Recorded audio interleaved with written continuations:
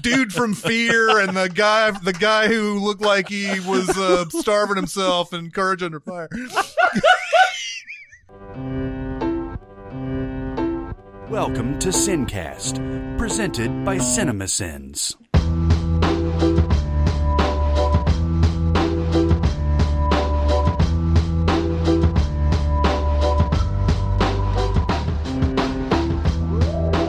All right, everybody, welcome to the SinCast. This is Chris Atkinson from Cinemasins, joined as always by the voice of Cinemasins, Jeremy Scott. Hello!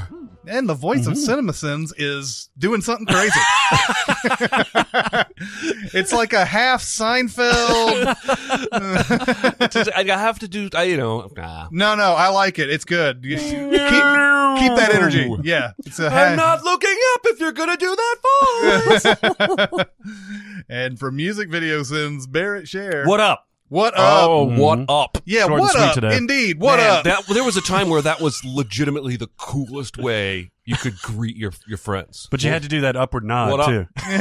What up? It's actually impossible for me to say it without doing the lifted nod. Yo, E, tell Sloan I said what up.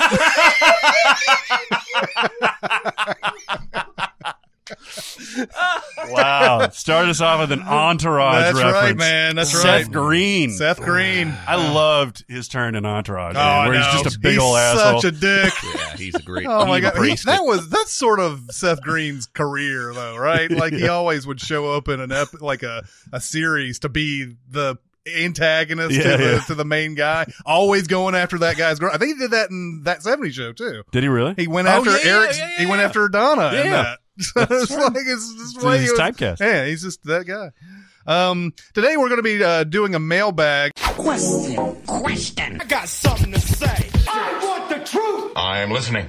Mailbag. And but we're also going to do what I would assume is a question that we got a couple of times. It wasn't an official mailbag question, but we were asked to rank the MCU after we did our MCU phases. MC me?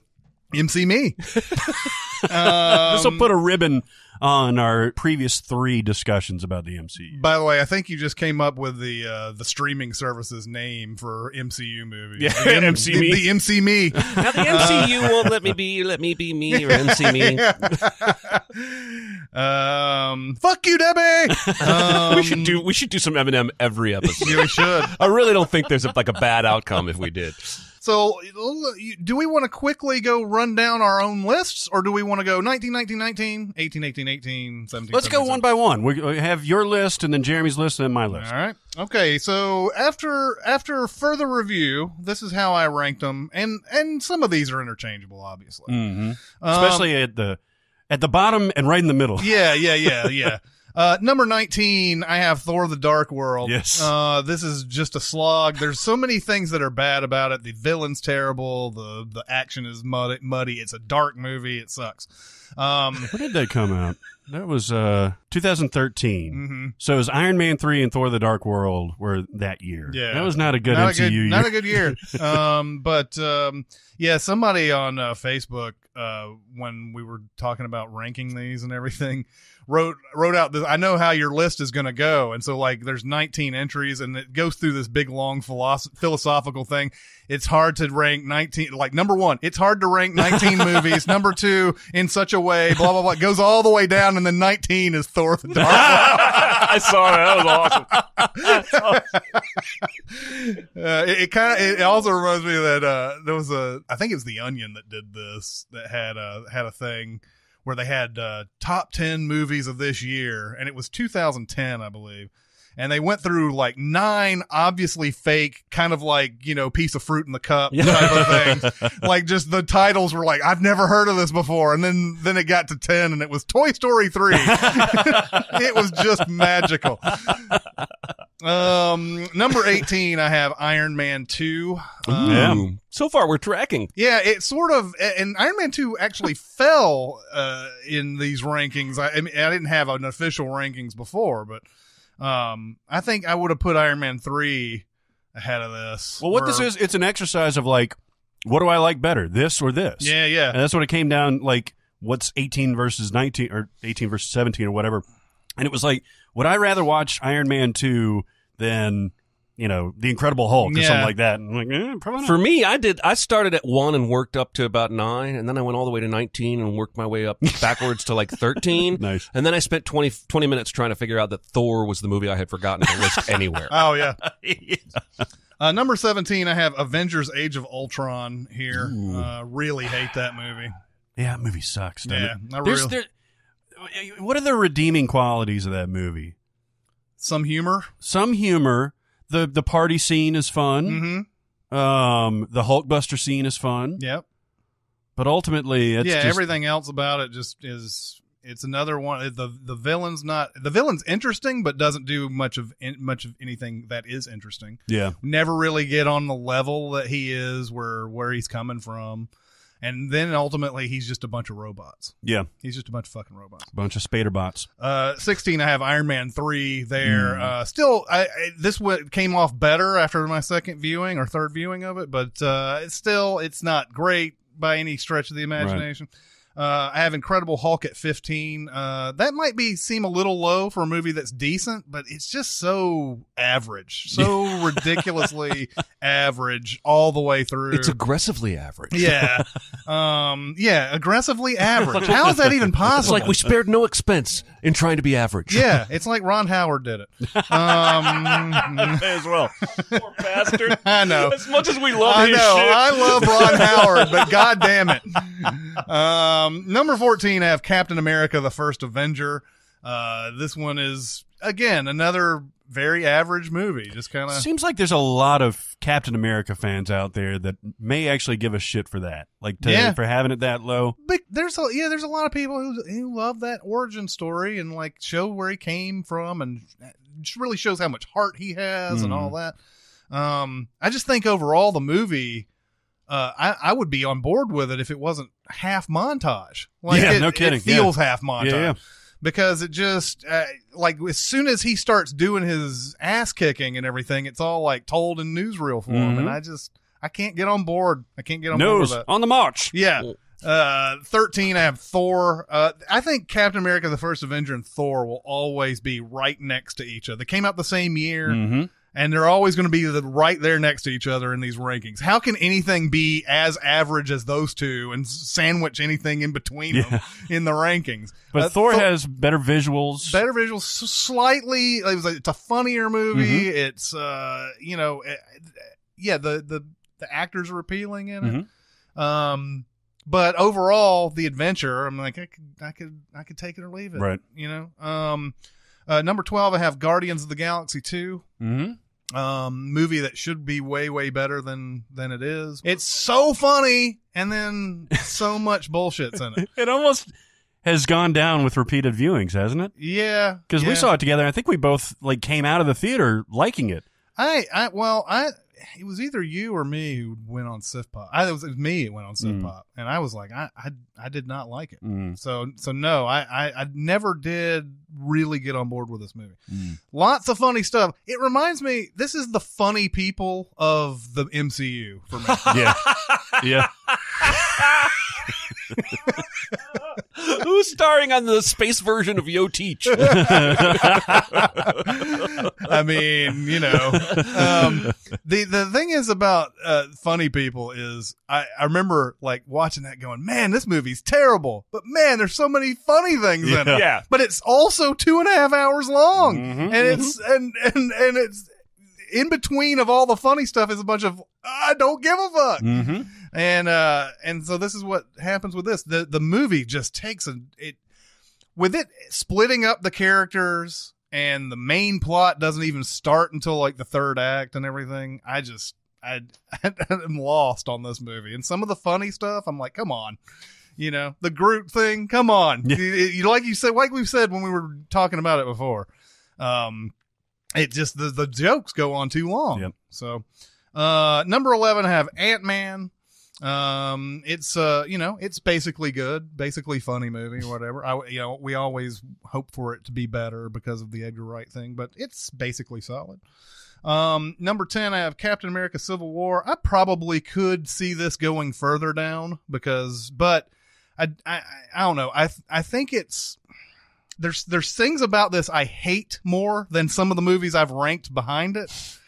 But then there's other stuff in it that I like that makes it go ahead. Yeah. So it's hard to put this rank Civil War for me because there's so much about it that's bad and so much about it that's good. Yep. And I don't know, put it right there Right in the middle. Right after that, I have Captain America: The Winter Soldier. I think those two movies are always going to be side by side for me. I don't think there's really going to be. In fact, there's going to be times I'm going to confuse things that happen in Winter Soldier. Yeah, absolutely. You know, overall, seems like a better movie, though. yeah. Jesus. Yeah, I think it is. I think it is a better movie. I think maybe the only thing, I mean, there's really, its plot seems more plausible than Civil War, Yeah. but neither of them are Yeah. really plausible. Number 8, this might be low for you guys, but The Avengers is number 8. I do really like it. I think it gets a pass because of its ending more than most movies do. It does have some neat stuff leading up to that, but I've always felt like The Avengers was an average movie until it got to the whole fight at the end. And this is another movie, and this is the MCU's one of the biggest problems, and it might inform how my rankings went. Another one where the villain is kind of whatever the fuck it is, you know, it's Chitauri. Who cares? Who cares about the Chitauri? Yeah. It's just and faceless Loki. things. Loki is the main guy, but I mean, still, I mean, it's not like he's doing anything incredible here that we care about or anything. Does he want to kill Thor in the Avengers? So. It's a good question. He wants to kill Earth, like all the inhabitants of Earth. But is he pissed off enough at Thor that he wants to kill him? I don't know. I don't think he ever explicitly I says. don't know if I would doubt that he actually wants to kill him. Could he kill Thor? I doubt it. What I mean, How? He's I wonder got the how. power of illusion. Is really, I mean, he'd have to trick him into walking into something that would kill him. And Yeah. what kills Thor? Yeah. So far, nothing. Hela? Yeah, yeah. He would have to trick him into walking into the Odin's prison or something like that, where Hela's there and they can fight in that. Plus, I feel whether or not it succeeded, I feel like the MCU has always tried to tell us that even though Loki is villainous, their brotherly love is real. Mm-hmm. And so I don't know that he would ever kill him. Yeah, I don't think. I think he's always just trying to keep him down more than He wants to be the favorite son, but I still think he loves Thor. Yeah, it is a little more complicated. Yeah. Well, and it's also, man, we could take a hard turn right now and spend the next 2 hours on birth order if you want. Older sibling, younger sibling, specifically brothers. I could probably give you an hour on that. But let's move on. Number 7 will inform how much I think of all the other movies. I have Spider-Man: Homecoming at 7, and I really like that one. I think it falters for me because of the ending fight and everything. That whole thing I can't get out of my head. The climax of this movie is just too much going on all at once. I don't care about at all. Yeah, I wish they just stopped doing that. It's got to be pressure from the studio. I was watching Wonder Woman last night. That ending is so fucking awful. Like, it gets worse every time that I watch it.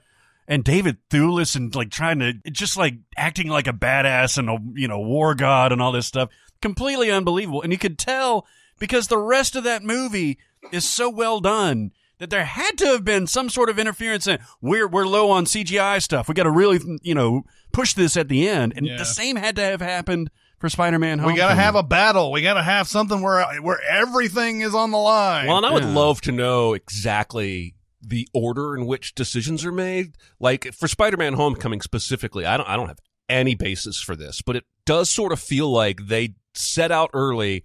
Let's make sure we set the climax at night. Yeah. So we can fudge a bit on the CG. Yeah. And, I don't know how often that's the case or how often it's that the last minute they run out of budget, so the CG is just not. I don't know, but you're right. I feel like these we got it in Justice League. We got it. Well, Justice League was at least daytime, but Batman v Superman was nighttime. Yeah. There's been a lot of these. Let's set it at night so we can fudge on the CG, and it's kind of annoying to me. It really is. Yeah. So I don't fault you for having that opinion. Yeah. 6, I have Doctor Strange, which I think I was going to rank higher when I first started doing this, but again, it's a villain problem where Caecilius is not much of a great villain in here in this, and he's ultimately doing this for an even bigger baddie who we don't even get to see until the very end. ultimately, though, everything leading up to going through that, I love, except for the painful misuse of Rachel McAdams. No kidding. And so, yeah, so that ended up being 6 for me. Number 5, I have the original Guardians of the Galaxy. Just a fantastic movie all the way through. That's paced well. Yeah. That's the way that you're supposed to pace comedy. Yeah, absolutely. Number 4 might be higher than most have Thor Ragnarok here. That movie's just such a delight for me. Yeah. I can't explain it. Just everything about it makes me smile except for Hela. Yeah. And if it wasn't for Hela, this movie would be like probably number 1 or 2 for me, because I just love that kind of humor and everything. Thor Ragnarok probably even deserves to go down a notch because of the Hela thing. Like, in fact, I wouldn't mind if this switched with Guardians of the Galaxy or Doctor Strange or something like that. But that just goes to show how much I love the humor that's in this movie. Number 3, the original Iron Man. Yeah. Iron Man is still one of the best. So good. And I wouldn't mind switching this with any of the top 3 that I have here.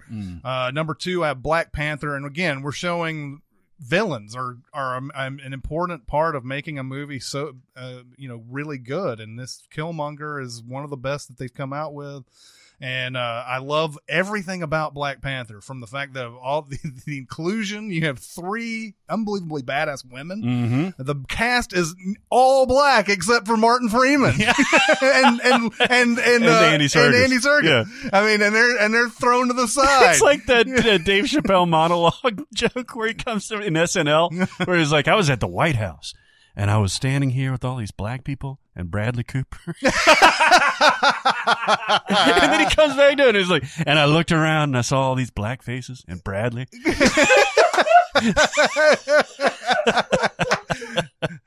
That SNL monologue is great. But Black Panther, except I don't really like much of the I don't like the ending. Again, it's on everything must happen at the end battle and everything, and I feel like they could have done more with that railroad track thing. Yeah. They ended up using it obviously to good effect, but it would have been nice to see them like going back and forth between. Well, and that's another place where they went super dark, not in tone, but in literal darkness in the climactic battle. And that's one of the places in that movie, other than the waterfall fights, where the CG falls apart the most. Yeah. Is that battle between him and Killmonger. And also, you're right about Killmonger. But it does. I am worried they're going to learn the wrong lesson, because they're already talking about trying to make like another movie with Killmonger. Oh, a prequel?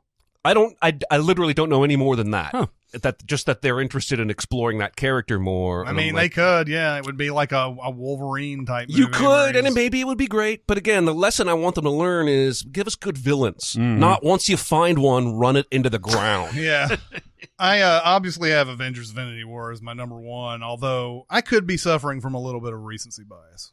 Well, I think it helps, and we'll get to our rankings later on, but I think it helps that you saw it twice, and we've only seen it once.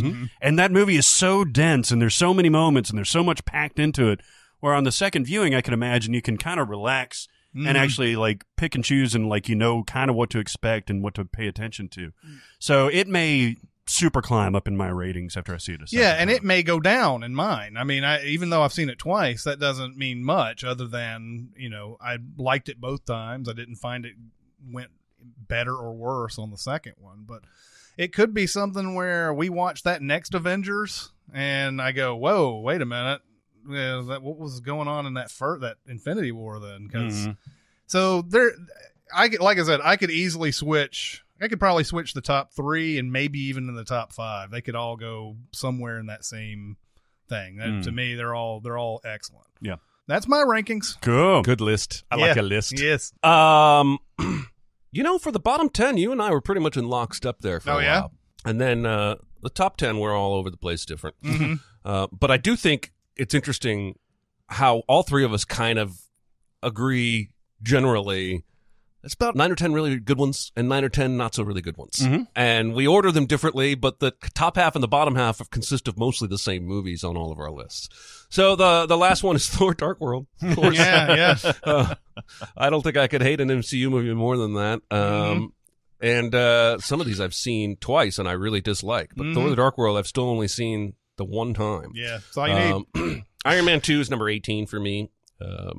Captain America Civil War 17. Yeah, Wow. There it is. I really, really hate this movie. And Sucks. yeah, I think I've probably explained why enough. I don't need to. Then we're going to go with Iron Man 3. Yeah. Yep. Honestly, Civil War probably would be higher if I hadn't watched it again in prep for our MCU podcast. Oh, yeah. And it just reminded It's me funny of all that. because Civil War and Iron Man 3 both have vehement supporters. Like They saying, do. no, this is really good. I don't know how somebody defends Civil War from a practical standpoint. I understand the big They're splash always- screen they're and gonna all that talk about stuff. the splash screen. Yeah. They got a hard on for the splash screen. I guess that's it. I mean, well, you had the introduction of Black Panther and you had that big fight and everything, the airport battle. Yeah. I just don't know how. Never mind that the entire movie doesn't make any sense. I know. No sense. I think you could have found a way to have some of those heroes fight each other and have it actually make sense. But that's just me. Number 15, I have Avengers Age of Ultron. Not a fan. 14, I have The Incredible Hulk because, Liv Tyler. Yeah. Yeah. Number 13, I've got Captain America First Avenger. It's What's amazing Liv Tyler been up to lately? The Leftovers. The Leftovers is basically the only thing I've seen her And then doing. there's some other movie Yeah. that she was in recently too, but The Leftovers was, I think, her biggest thing that she's been in since. She in her late 30s now? She is 41. She's exactly She's- my age. Yeah, I was going to say she's about our age. Yeah. Sorry, I interrupted you. No, First you're all Avenger. right. 13, First Avenger. Not a fan. Number 12 is Thor. Merely, I promise, this is Thor only because I had filled in everything above and below it and remembered Thor was the only one I had yet to put, and so it went right there. It's right in the Number middle. 12. And number 11, I have Guardians 2 because I do think it has enough humor that I would watch that again before I would probably watch any of the ones I've already named till now. Number 10 is Ant-Man because, I don't know. It's got to go somewhere. Yeah. Number much. 9, Captain America Winter Soldier. Because, again, that's one I rewatched in the MCU podcast talk, and I still don't like it very much, but I liked it a little more this time around, except for Kicky Guy. Yeah. And now we're moving into all movies that I can say assuredly I like. But this is probably the lowest anyone's going to have Infinity War, and I've got it at number 8. Mm-hmm. And again, I have decided this movie may be awesome, but I don't think I can ever watch this movie without the context of the movies around it. Both the next movie we're going to get and the MCU leading up to it. It would be like, the reason I can't rank this higher is that I guess I'm just too old school and I want a movie, quote unquote, to be able to be viewed on its own. And I get that sequels sometimes rely on first movie knowledge, but it would be like sitting down to watch Ozymandias from Breaking Bad without having watched any episodes up until then. Can you imagine? Without the context, you're not going to go, that's amazing. Well, remember our buddy Mike watched the series finale You're of right. Lost with us. Only episode he'd ever seen. Are you You're serious? right. Yeah. Oh, that's I forgot about hilarious. that. And like during it, we were sitting there going, well, yeah, so, Oh my this is God. what happened. It was in like, I don't know, season 3, I think. No, it was the best. It's such a Mike thing to do. And, I think he enjoyed watching it like that. I think he had a good Yeah. He may be the only person that enjoyed that finale. Yeah, because he didn't have all that building up. I like it. I just feel like numbers 1 through 7 for me on my list are all movies I could sit down and show to my wife, and she would be able to say whether she liked them or not without any other context. So at number 7, I got Thor Ragnarok. The hella stuff drags me a bit, and it's funny as shit. But unlike Spider-Man Homecoming, which I also think is funny as shit, it doesn't quite have the heart underneath it for me. I think I've referred to it as kind of a cotton candy movie, and that it's really tasty, but it's not going to fill you up very much. There's no protein there. I don't know why that makes it number 7. It just does. This is not easy to do, and I did it in like 20 It minutes. makes sense. Give me a break. Makes sense. Number 6 is Doctor Strange.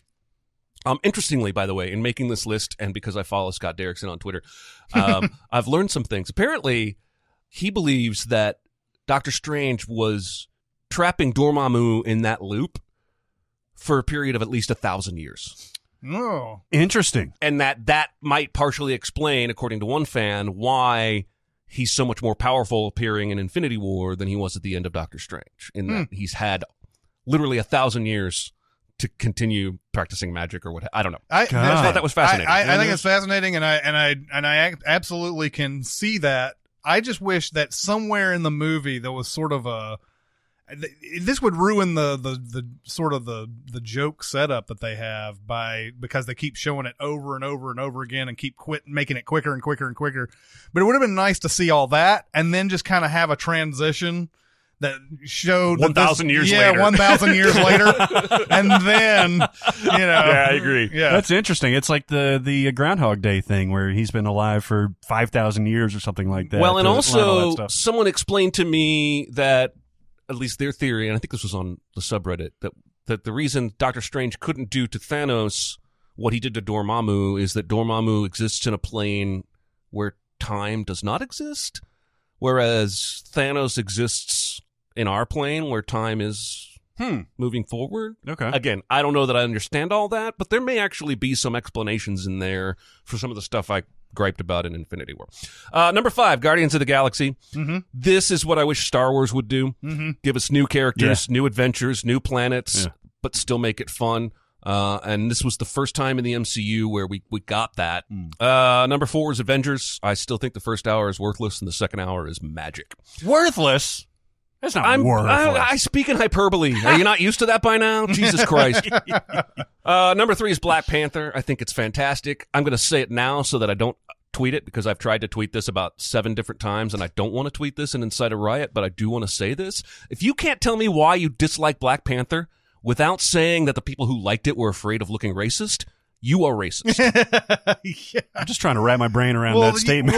Yeah, they're not giving a reason that they hate the movie. They're No, just and I've saying seen they're it just a lot. pointing at other people who like the gotcha. movie. The only I reason got Black Panther got such good reviews was because the reviewers were all worried about looking racist. I've seen that a number of places. Yeah. And that is a veiled racist Well, state. and Yes. let's taking it at face value. The answer is no. You don't have I'm not worried about it at all. No. I'm not worried about looking racist because I hate some movie. Yeah, I'm happy to tell you New Jack City sucks balls. Yeah. I'm really glad I went with New Jack City. Yeah, I do too. That was the right That's a pull. good one. That yeah, was the right that's a good pull. one. Yeah. Number 2, I have Spider-Man Homecoming. It's my happy place. It does have a couple imperfections in that final battle mostly, and so therefore Iron Man is my number 1. It is a movie that I can watch without finding major flaws. Yeah. And it is the hero's journey perfectly executed on film. And we get that Tony that I miss, that Tony who's still learning and tinkering and trying out.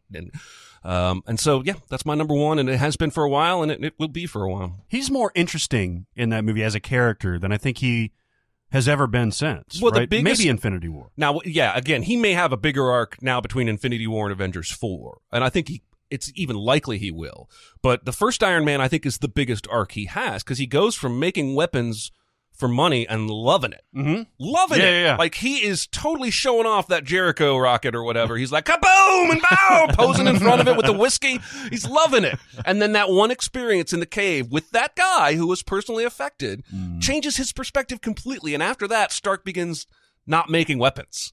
That's huge. That's a huge arc. But he's still having fun. It's fun, but it's grounded. Like the Iron Man 2 fun when he's in the fucking donut and stuff like that is just like stupid fun. Mm-hmm. No, I agree. He's witty and he's smart alecky and he's hilarious, but he's still like grounded a little bit. No, Like, I agree. The perfect encapsulation is that scene where Pepper has to replace his thing. Yeah. And he's cracking up this whole time while he's dying, basically. He's like, no, you hit the wrong. Yeah. Yeah. Yeah. So there's my list. Let's hear it, Barrett. The bottom half is going to be very similar to you guys. Thor: The Dark World Yeah. scores the It's unanimous. trifecta for 19. For 18, Iron Man 2, which I think both of you may have had. Also unanimous. Number 17 to me is The Incredible Hulk. This may be a product of me not having seen it for a long time. I remembered liking it, but the more I think about it, But nothing stands out in that movie at all. it's not like, wow, I need to rewatch that. Yeah. Number 16 is Iron Man 3. Mm-hmm. I just can't get into that. I want to get into it because it's got good people and it's got a great director and a great writer, but I just can't do it. Yeah. It's stupid to me. Mm-hmm. Number 15 for me is Captain Captain Avenger? Captain Avenger. Captain America, the First Avenger. Mm-hmm. And that movie is just, that's aggressively average too. Mm-hmm. 14 is Avengers Age of Ultron.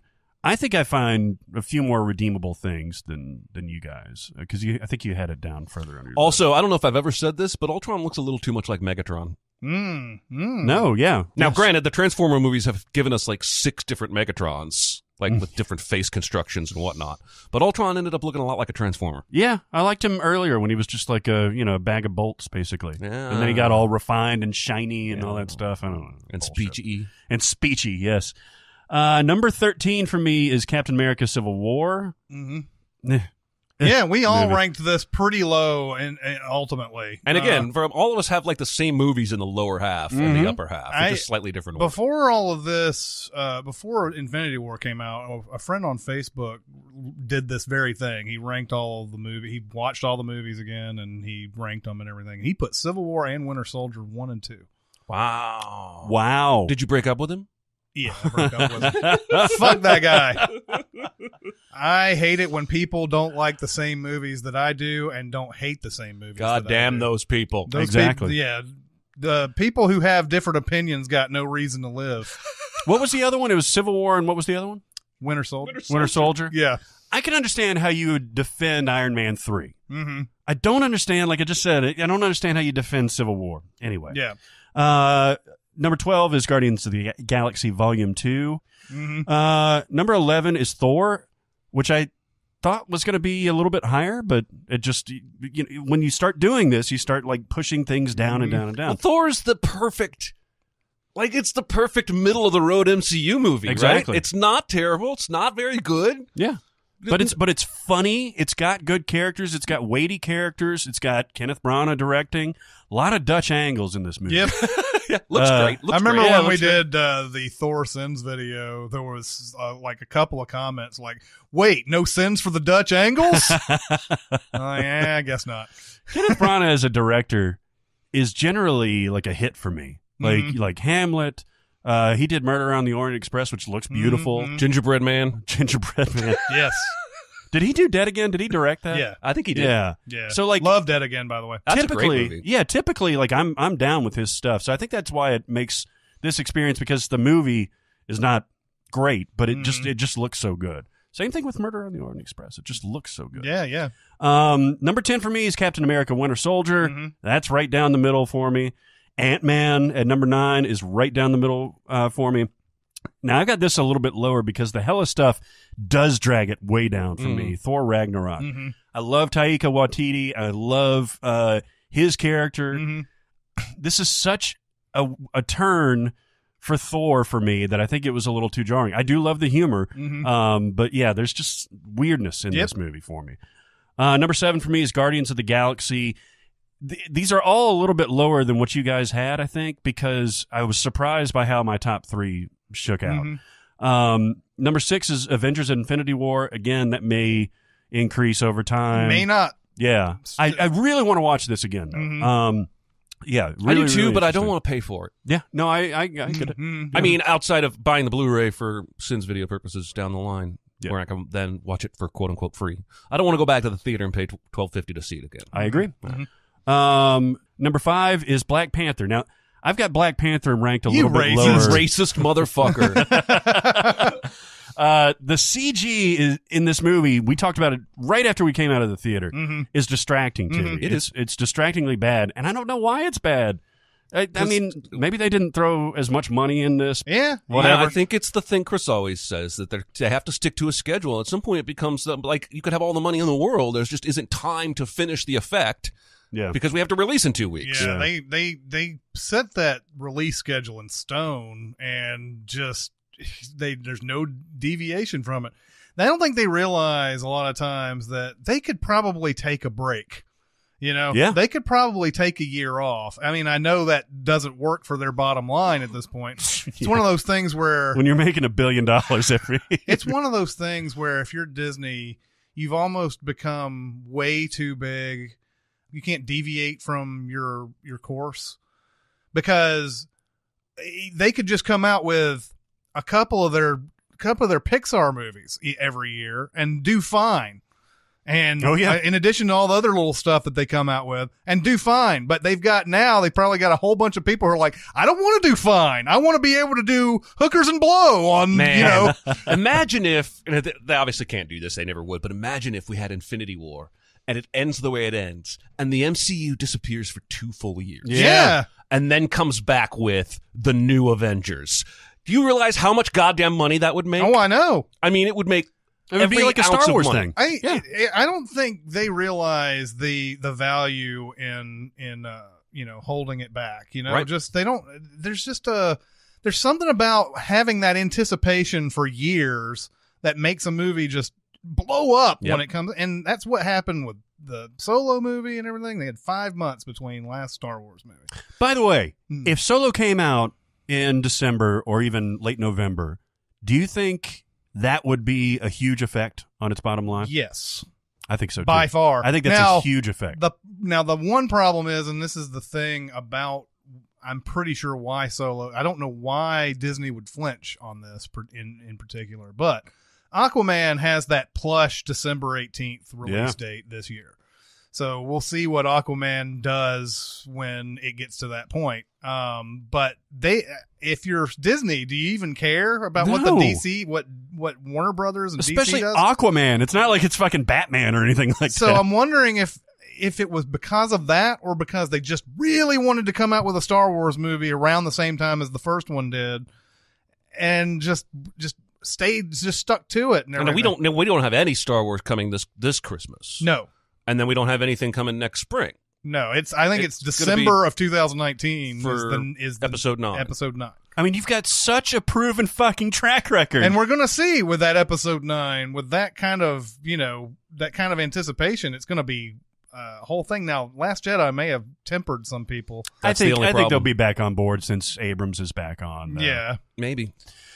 But Black Panther, before I leave that, there was a comment on Facebook about Killmonger's plan that I thought was interesting, and maybe that's what's been gnawing at me about this. Yeah. That why did he have to go get Claw? Right? When you go back and think about it, and I answered it a guy back. I was like, I haven't thought about this movie in this way yet, but I think if I had gone to send this, you always think about the villain's plan, right? And you always think about does everything he does in the movie make sense to get to this point?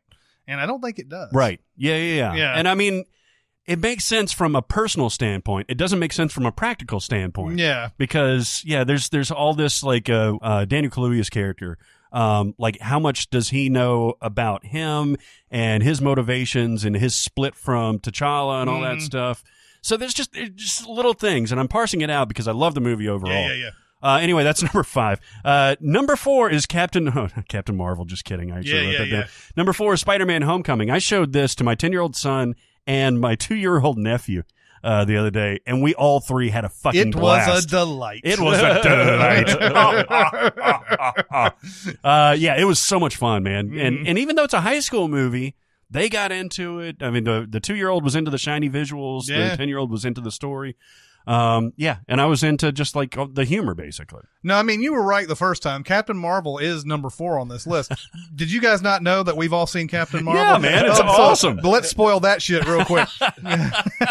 She wins. Yeah. Bree is a Cree. Yeah, there you know go. what I mean? Yeah. Number 3 was the biggest surprise I think I had on this. Doctor Strange. Oh, no, that's pretty good. That is pretty high up there. I love this movie. Yeah, it's so good. I really do. I've watched it several times since, and like, yes, Rachel McAdams is wasted. She's mostly wasted. Like, she's marginalized, especially in that scene where he tells her to fuck off, basically. But otherwise, like, she's seen as like a competent ER doc and stuff like that. There's room that they didn't take advantage of. I would have loved to have, I don't know, just give her a little bit of something extra to do. There's a difference, I think, also between wasting the character in the film and wasting the actress's talent by casting her in a role that requires so little of the actor. Right. Yeah. So you could have cast some extra from Criminal Minds in that role. And would it really have made that much difference? Yeah. And exactly. Rachel McAdams is awesome. So let her go make something else like Game Night 2 and Yeah. anyway. Corpse number 5 from Criminal Minds. Yeah. Criminal Minds has been running marathons lately. On Sundance, right? On Sundance, boy, that show is just when I watch it as a social experiment. Mm-hmm. But I think that show might be evil. Just like the reason Mandy Patinkin left that show is exactly how I feel about that show. Yeah. Like it enjoys a little too much the gore, the rape, the sex, the blood, the whatnot On network TV. And they never mind. I don't want to actually talk about Criminal Minds. Number 1? But no, number 2? Number 2 is Iron Man. I agree with everything that we've said about this. And number 1 for me is the Avengers. Yeah, I know. I figured you were going to land there, and that's okay. Man, I get so much joy from watching this movie, including the first hour. I understand why people might not like it that much. I love watching this movie. It's just so much fun. Mm-hmm. So All anyway, right. that's our list, everyone. Yeah, I think that's. I mean, it's a lot of it is the same. I don't think we had anything outrageous in here where one of us put Age of Ultron at 17 and another one of us put it at 3. Right. We aren't that chasms afar. I mean, that far apart or anything. So Now let's rank all the Marvel movies that aren't part of the MCU. yeah. What is And amazing go. Yeah. that there's 2 excellent Avengers films, and then there's 2, in our opinions, shitty Avengers films, including Civil War into Right. the Avengers. Like, you'd think they would be at a better than 500 batting average with Avengers movies, you know? Well, to some people, they are batting over. Yeah, I guess so. Yep. They made a lot of money. They Yep. sure as hell did. Now we're going to get on to our actual mailbag, right? Yes. Yeah. Yes. This is going to be fun. We finally get to Ace and get to your Q's. questions. Yes. Is there a celebrity that you discovered on one of their side projects rather than what they're mainly known for? For example, this person first found out about Alice Cooper from his radio show.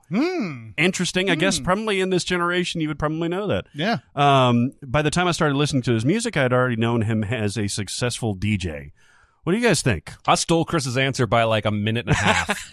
No. Yep. I Well, turned. what's even worse is I had it written down already, and I was already down in like 6-7 questions already.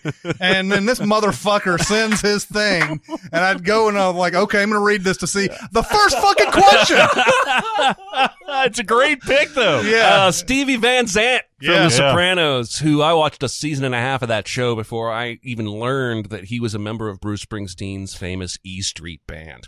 And now if you will go back and watch any like live performances of Bruce Springsteen, he sticks out like a sore thumb, this Yeah. Van Zandt guy does. Oh, yeah, he's always singing in the same mic as Bruce, man. But I've heard some Springsteen on the radio. I've never owned his albums. I've never been the guy that goes to Springsteen concerts. So Sopranos, it's a mob show. I'll watch it. I had no idea at all until about halfway through season 2, and it blew my mind a little bit. I had the exact opposite experience. Interesting. So, I knew him as Little Stevie in the E Street Band and everything. And I got a couple of episodes into The Sopranos because I got to The Sopranos late. And I was like, Silvio looks weird, man. Like, he looks like, and I was like, because he's always got the big headscarf on in the E Street Band. And I was like, that's fucking Little Stevie right there. So, it's crazy that we came at it from the exact opposite end. It is. And it's crazy how that, like, I'd love to, I'm sure there's a story out there somewhere how that casting came about. But He's great. He is great. And it seems, I'm sure they did some casting looking for, authentic New Jersey type personalities, but you almost feel like somebody had to make a phone call here to go, hey, my buddy wants to try acting, and he's really good. Oh, shit, let's cast it. Because it just seems really bizarre. I love his line. I saw this not too long ago where he's like, Tony tells him to rally the troops, and he's like, okay, there's 2 things that are recession proof.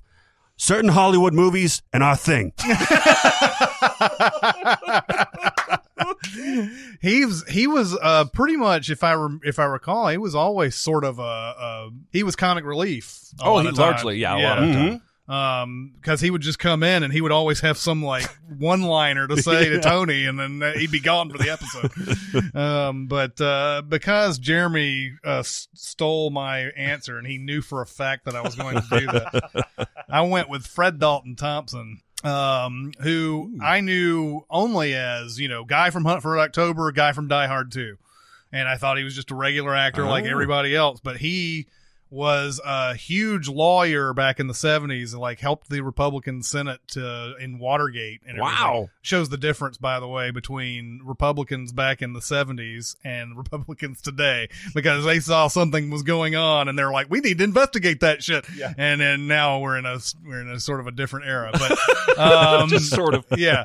But he was I think largely known as a lawyer, and I don't know how he got into the acting and everything, but yeah, I mean, he was like, you couldn't miss him back in the day that I started watching movies and stuff. Hunt for Red October and everything, like Ruski Don't Take a Dump Son Without a Plan, and Die Hard 2, where he's just he's always the guy of authority or whatever when they ever put him in a movie, because he's just always that kind of guy. So I think he was like tall. Yeah, like he's 6'6". Yeah.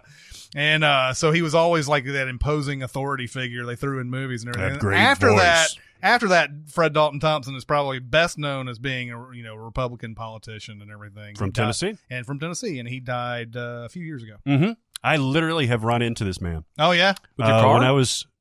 With my person. Oh, when I was about 13, 14 or something like that, I went over to a dinner party. I didn't realize it was a bunch of Republicans getting together. It's just friends of my parents. And I was turning the corner into a kitchen, and I ran face first into this prodigious belly. And it was, I looked up, and it's fucking Fred Thompson. I'm like, hey, how you doing? He's like, hello, little man. He was very kind to me and everything, but yeah, it's just weird. Yeah. When you said Fred Dalton Thompson, for whatever reason, like, my mind didn't go to Fred Thompson. Well, yeah, I think he was mostly known as Fred Thompson towards the end there, but Yeah. I always knew him as Fred Dalton Thompson because that's how I saw him credited every time in a wasn't movie. he I on guess Law so. and Order for a while there too? I think he was, yeah. Yeah. I think that's where I saw a lot of his acting. But I believe he was best known as a lawyer before he even. Now, That's once crazy. he got into acting, he was best known as an actor. Sure. And it may not fill the spirit of this question, but the fact is, he had a huge career before he even got into acting. Totally. Oh yeah. And then a huge career after he got out of acting. So. Yeah. Mine is Donald Glover. Oh yeah. AKA Childish Gambino. I definitely listened to his music before I recognized him as an actor. Interesting. I'd seen a couple of episodes of Community. Never really got into Community. I think he was on like an arc in 30 Rock too. I love 30 Rock from what I've seen. I just never dived into 30 Rock. So I knew Childish Gambino. I really liked him. Even those early albums got a lot of shit actually from the critical media and stuff like that. I think they're great. Yeah. And then the newer ones are getting more critical platitudes, especially after Redbone was in Get Out. But yeah, I loved it. And then I saw him in The Martian. And then this whole Atlanta thing, and then him being everywhere is out there right now in Lando. I still haven't dived into Atlanta either, but just randomly I said, I want to watch that episode that you were talking about where it had this parallel of like a Michael Jackson type of dude, the Teddy Perkins episode. Yeah. I watched that shit. And it's fucking great, It's man. so good. Donald Glover as Teddy Perkins and his brother. I guess he's playing his brother too. Yeah. Is just amazing. And then Lakeith Stanfield is fantastic in that, because I've never really seen him outside of Get Out, because I haven't watched the series. Sort of a mini Get Out episode. Yeah, exactly. Yeah. Exactly. He's trying to get this piano out. And Yeah. it's just, it's insane. But yeah, from seeing that episode and seeing him on SNL and then seeing him on, as Lando in Solo, guy's just unbelievable. And I still love his music too. I think he's putting out great music. Redbone was probably my favorite song of last year. Yeah, it's fantastic. But I came at him through his music, not even through his comedy. He's also got a stand-up comedy career. Yeah, that's the thing. He does everything. I knew him from Community before I knew Childish Gambino, but like while Community was going on, that's when I first heard about Childish Gambino. It was like he's like, oh, he's going off to do an album. Oh, he's doing stand-up comedy. I was like, geez, this guy does everything, doesn't he?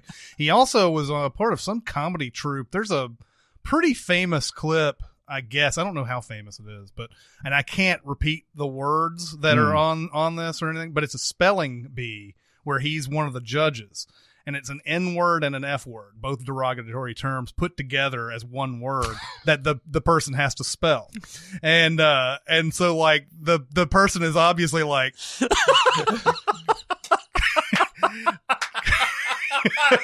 I gotta watch that. Yeah, you do. Yeah, he went to NYU and did some YouTube stuff with a comedy troupe. And this is probably what you're talking about. I think that's what it is. Yeah, it's a really young Donald Glover.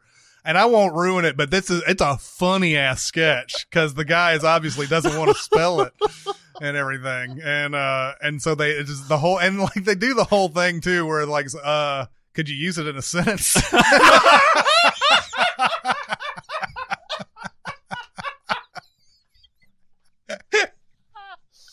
Oh, Jesus Christ. So yeah, find that. That's some funny shit. Okay, we go on to the next one. Let me compose myself. Hang on. The Magnificent Ambersons movie was famously edited to the point where the original director disowned it. So was The Thief and the Cobbler, The Emperor's New Groove, and The New Solo, a Star Wars story. Obviously know about that with Lord and Miller. What is your favorite example of this? What is your least favorite? I didn't do a least favorite. But the favorite I have is Woody Allen, Annie Hall. Which is a complete shock to me. I thought I knew everything about this movie. Yeah, I thought I did too. I read even more into it recently, and I was like, wow, I thought there was just like some murder mystery they threw in there that he cut out, but apparently it was supposed to be a stream of consciousness thing. Just exploring a man's mind in a relationship and everything. That's why there's all these fantasy sequences and stuff, cartoon sequences and stuff like that. And the subtitles and all that stuff. Yeah, all of that. And I think that's the movie he planned to. In fact, and so like he started making it, and apparently people started liking the relationship he has with Annie Hall and the whole thing. So it had to be more about their relationship the whole time. So he ended up having to cut all the things that he originally wanted to make this movie into, and he cut it down to this, which is a fantastic movie. Yeah. But apparently it's just not the movie I wanted to make. What was the pressure from? Was it from test screenings? I would imagine it's either test screenings or the studio. I don't know if he had the kind of clout he does now, not in 1977, because he had made nothing but just, oddball comedies and everything. And I think Annie Hall was on that same track to be just another one of those type of goofy bananas sleeper type movies. I bet this would have been unwatchable then. It might have been. For me, especially today. Yeah. To see like a stream of consciousness Woody Allen thing, like all of that movie being the subtitles and him stepping out of line and getting, that would have been insufferable, man. It would have been insane. I don't know. I mean, we don't know how it would have been, but you're right. It's probably not as good as what we eventually got. Yeah.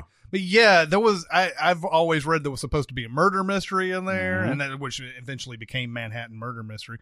But that was in there, and they had to cut all that out. It makes you wonder what kind of fucking movie this was. Like in the script form, was it a 3-hour like epic of just like, this is a guy's mind during a relationship. Oh, by the way, someone dies. Oh, we got to solve that. Yeah. Like I have a feeling that we're reading some things that are wrong about Annie Hall. I don't know how you get this movie out of all that crazy background stuff. Hollywood is weird though. Yeah. Like I read an interview with Paul Thomas Anderson, and he said that like for now the next thing he's going to try and crack is a 600-page script he's been working on. Yeah. Wow. Average movies are like 100 pages. 600 pages. You could probably make 8 different kinds of movies after you pare that down, depending on how you decide to make your edits, right? So depending on how much you shoot for Annie Hall, you could have made it 2 completely different kind of movies. It's just crazy. I did write a least favorite, but I haven't seen this movie in forever. It's the David Lynch's Dune.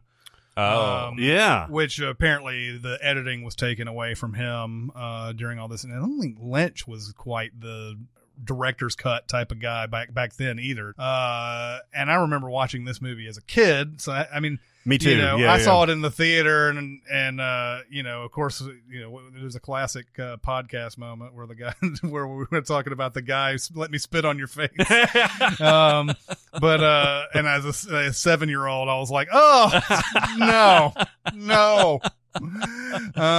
Did you ever see this movie, Jeremy? I think I've seen bits and pieces. It was actually on like last week, and I watched about 20 minutes of it. But even then, I was like, I It's- never was it read the dull? book, so, Right. so I never had the attachment to the story. Yeah, and I later read the book like in college. It's so different. Well, But- yeah, that's why this is almost unfilmable, right? Yeah. Because they had that Jodorowsky's Dune. that came out. Yeah. This one, I mean, yeah, it has his muse Kyle MacLachlan in it, Mhm. and it's got Sting playing a character, and Yep. it's just such a weird movie, man. I kind of want to go back and watch it. I mean, it's got its fans. Don't get me wrong. I guess every movie has its fans.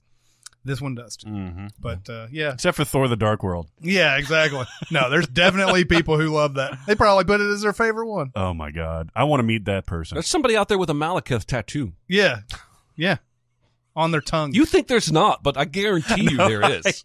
I believe. Yeah, I kind of just I just said fuck you to the question and came up with something that seems like it answers the question, but really doesn't. It's just a story I read about that I wanted to tell. way to go, man. Nice. But apparently, and this is how, like every episode we do, we prepare answers to a few fan questions. And so many times lately we haven't gotten to them because we've run long. I honestly not even sure if I told this story already because I know I wrote it down as an answer to a question previously, but I think it's one we didn't get to. Anyway, Carl Urban said in an interview recently that Alex Garland directed Dredd. That is interesting. Even though he only got writing credit. And apparently the director guy wasn't even like he was gone after a while, but there were entire like setups sequences where Garland was directing everything. And it's not shown that way in the credits. And I take it he's the bigger man because he hasn't made a big stink about it or anything or thumped his chest. And of course he's gone on to make 2 movies that have received plenty of critical acclaim. Are those the only 2 that he directed? He started with Ex Machina. Ex Machina right? and then Annihilation, yeah. But Yeah. Technically, according to Carl Urban, he directed Dredd and just didn't get the credit for it. Must be why it's so well done. I mean, in hindsight, that kind of makes sense. That's why I like Dredd so much. I guess the writing is the action, or the action is the writing, right? Because there's not a whole lot of dialogue. In No, that there's movie. very little dialogue. I bet that script was only 30 pages long. Yeah. But it's well directed, well shot, Mhm. and really good action. And I like that movie. Mm-hmm. Don't you come in here with your Raid Redemption comparisons. I don't Be- care that there's 2 movies that are the exact same story. It'd be They're awesome both if they awesome. just re-released Dredd and just said this is a new movie. Oh God, I wonder how many people would even. imagine how many people would be like, "Oh, cool, that looks Yeah, awesome." yeah, exactly. Yeah. It didn't do well because of the Judge Dredd stuff, right? Well, think that and it looked generic. I mean, Yeah. you know, we can say that people, because of the original Judge Dredd are all we want to, but the fact is, when you saw trailers for Dredd, you didn't see anything that said this is going to be awesome. And you didn't see any stars because his face is covered that entire movie. Exactly. And Lena Headey's the only like big star really like that you would know that's in there, and and even she, I don't think was. She wasn't that big then. Not for. I mean, she had been in Game of Thrones for a year or 2. It might be enough, really, actually, but I don't think she's still. She had she's done still the Sarah not- Connor Chronicles. Yeah, she was in 300. That was the thing that Oh, yeah, people that's right. really knew her from. But she's still not a. She's not a household name by any means. Right. It's a household name. Yeah, household name. All right, for mine, the first one is cheating. The second one is real. Stop cheating. I know. Cheating. It's interesting to me that Tombstone, Jeremy's favorite Wyatt Earp story, had essentially 3 directors. So it started off with Kevin Jarre, who left during production because apparently he was taking too long and spending too much money. So I thought that was the end of it, and Kurt Russell basically took over. But no, there was another director, George Cosmatos, Oh yeah. who was like super into it, and he dedicated it to his Isn't he late the credited wife. director? He is the credited director. And like he's done interviews about the philosophy behind this and like how he wanted to get things authentic and everything. And it's like, well, this guy's really taking ownership of this project. Val Kilmer comes out not too long ago and says, and actually confirms what Kurt Russell had said before, that Kurt Russell basically directed this movie. That he took over after Kevin Jarre left. He took over in translating page to screen and was staging shots, and he was basically directing everybody while still starring in this. And it was just fascinating to me that he's never accepted credit for it. It's like a Kevin Costner situation on Waterworld, and what was the other one that he essentially directed? Well, he's I know he directed a directed, lot. like, but there was one where he took over. Yeah. There was another one where he took over. I know really? Waterworld's the big one because It's the same guy both times, Kevin Reynolds. Oh, really? Yeah. So I guess you're saying that in Tombstone when he's like, "Hell's coming with me," that's just actual documentary footage. Yes. Exactly. Well, and what's interesting to me is that he has, to my knowledge, has Kurt Russell gone on to direct anything else? I don't think so. If he was that involved, you would think maybe he would have. Maybe it was the opposite. You would think he would get the bug and maybe you want to try from scratch to direct a picture, but maybe it was just really annoying. Like in the Tom Clancy books when Jack Ryan becomes president, he's all pissed about it because he only becomes president because they fly a plane into the Senate and he's like the Kiefer Sutherland, designated survivor. And so he's the Kiefer Sutherland. and so he's all angry and annoyed, and of course that makes him a great president. Anyway, I've always said, because after I read that book, that we should only elect people to the presidency who don't want the job. Yeah, that's a good idea. How dare you come in here and bark at me like some junkyard dog? I am the president of the United States. How dare you, sir? My real answer is everything about Caligula. So Caligula was this famously like absurd take on the Roman emperor that was so, debaucherous and all this stuff. Malcolm McDowell was in it. Helen Mirren was in it, I think. And so it was written by, Gore Vidal. Yeah. A very well-established writer, and really wanted to tell the story of this crazy, Roman emperor. And it was originally going to be directed. It was directed by Tinto Brass, who was an Italian director and everything. Really felt like they were going to get something down. They had Malcolm McDowell, who was a star in his own right. Helen Mirren was an upcoming star, if not already established. And gorgeous, by the way. Peter O'Toole in this as well. Oh, yeah, that's right. Yeah. But then it was the only movie that was produced by Penthouse. Yeah. And that's probably where things started to go wrong. Probably so. Was Bob Guccione was the Penthouse? Yes. Okay. And he eventually, I think, went over to Spin. Yeah. At some point, because Axl Rose yelled about him. But Bob Guccione came in and like fucked everything up. He wanted to make it more salacious. He wanted to put porno stars and actual porno stars doing porno acts, unsimulated sex scenes and stuff like that. And so he took over, or his people took over the editing of it. And since then, Gore Vidal has disavowed this movie. Tinto Brass has disavowed this movie. Almost everybody except for Bob Guccione, who's now dead, has disavowed this movie. I saw this movie in college. Couldn't tell you anything about it except for like big wide shots of Malcolm McDowell walking in on orgies. I've never seen it. I was just about to ask you, is it like what am I missing? What is the hubbub? There's no meat to this whatsoever. But I mean, is it salacious because there's people fucking in every scene? Yes. Is it salacious because they're actually fucking for real? Yes. Okay. So Malcolm McDowell is kind of like Tom Cruise in Eyes Wide Shut. He just keeps on walking into rooms. Pretty much. But there's actual fucking going on. Yes, exactly. Yeah. There's not CG shadowy characters put in there. But yeah, that's a weird movie. I don't want to go back and watch that. Yeah. It's pretty awful. Oh, these are my favorite questions. Don't know if you had this question before, but what are some of the worst accents you have seen in movies? I'm from Ireland, and and you're about to do what he hates. I'm from Ireland, and some of the Irish accents I've heard and have had to see in movies are just so awful. I agree with you, especially the Irish accent. It seems to be very hard to nail. Yeah. I haven't seen Far and Away in a long time, but did Tom Cruise and Nicole Kidman butcher the Irish? They did. Yeah. Did they? I did. remember like being on board with it, but again, it's been forever since. No, I've seen I think he's every bit as bad as Brad Pitt in Devil's Own. Oh, that's one of the worst. That's like the pinnacle bad Irish accent. I need that money, Tom. I still don't understand the situation. You can't get out of it. I still don't understand how he nailed that fucking that crazy gypsy Irish accent in Snatch when he butchered it so bad. I think that was later in his career. It was a few years after, but and also apparently he didn't have a good time on The Devil's Own, so apparently he and Harrison Ford did not get along during that. So you didn't like that movie, did you? I don't remember anything about it, but no, I don't remember. I remember watching it and not liking it. Is he still with Callista Flockhart? I think so. That's kind of longevity at this point, right? Yeah, they've been together a good Like 15. I was going to say almost 20 years at this point. You know what keeps her coming back? His earring. Yeah. Oh, yeah. That's right. An earring in Harrison Ford's ear is the most unsettling thing about a celebrity that I've seen in forever. Well, I mean, I want a wife who's got the guts not to have sex. That's right.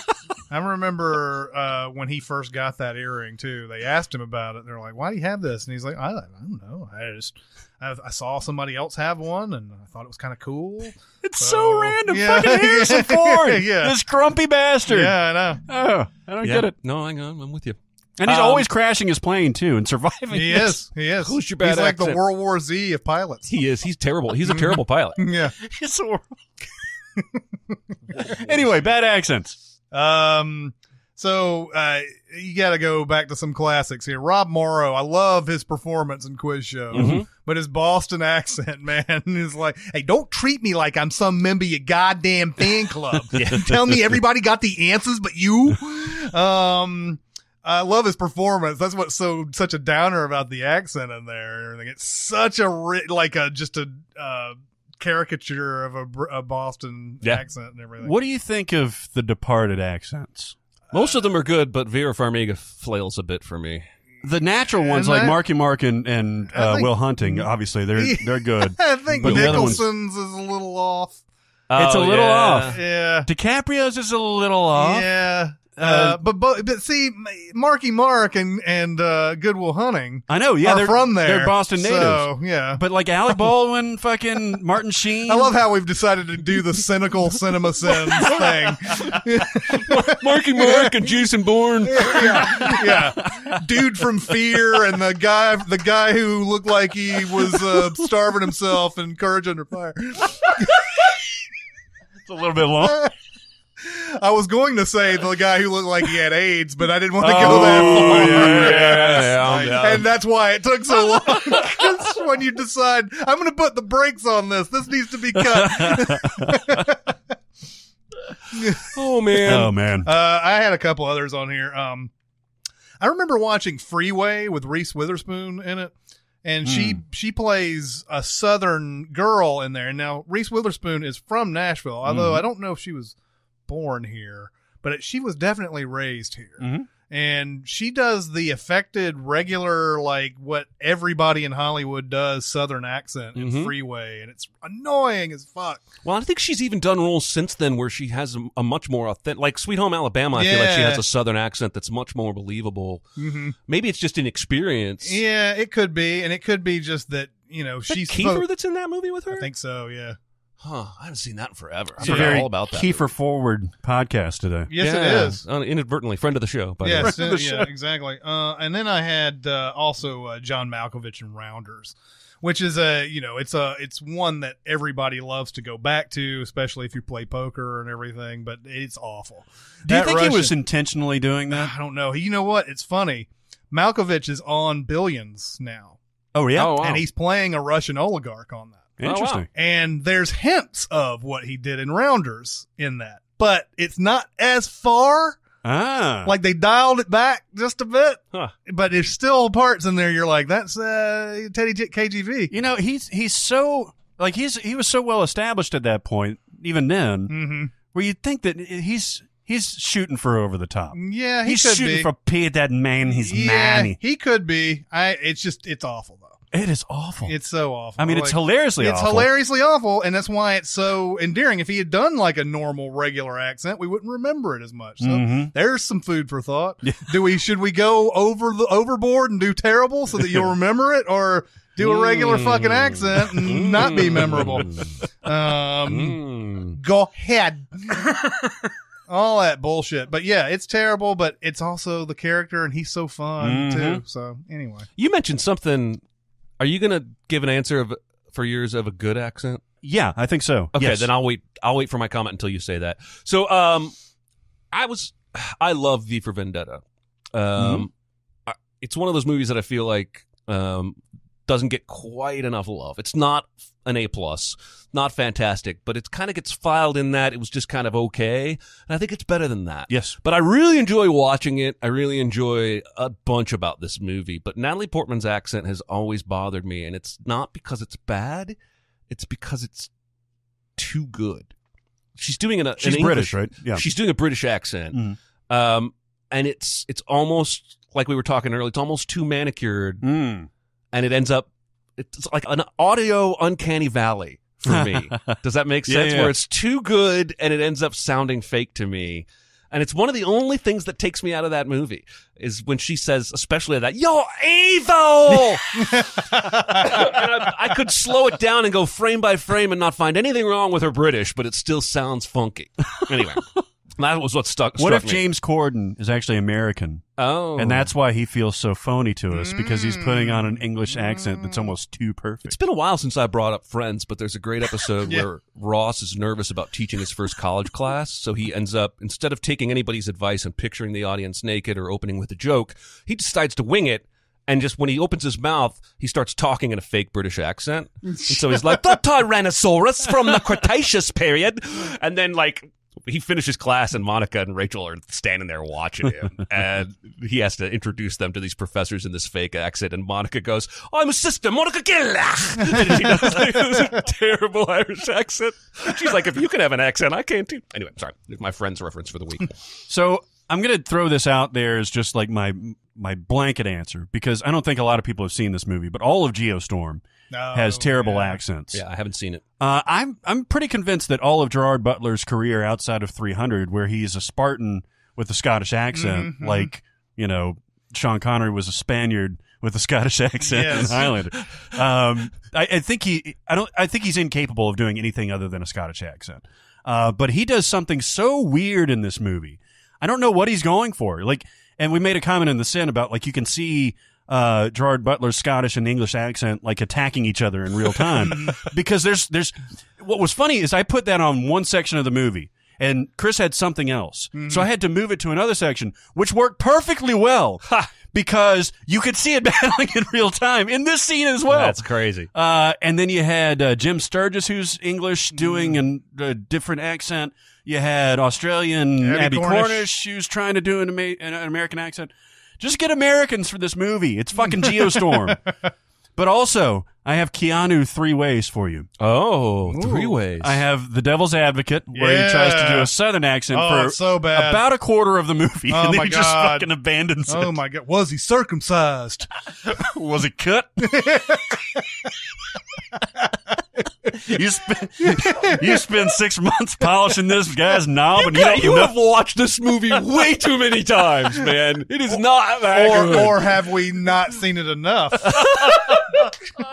I want to watch it like this afternoon. I know. I also have his accent in Bram Stoker's Dracula. Oh, yeah. Also terrible. Jesus. Yes. Man, he's the exact opposite of Natalie Portman's perfect English accent. It's like somebody said, turn your A's into A's. Yeah. And you're yeah, good. Exactly. Yeah. Ow-ar-oo. That's it. How ridge I could not tell. And then his accent in Much Ado About Nothing, Yeah. Kenneth Branagh's Much Ado About Nothing, which is a terrific fucking film. But he single-handedly he fucks everything up when he drags this shows movie up. down.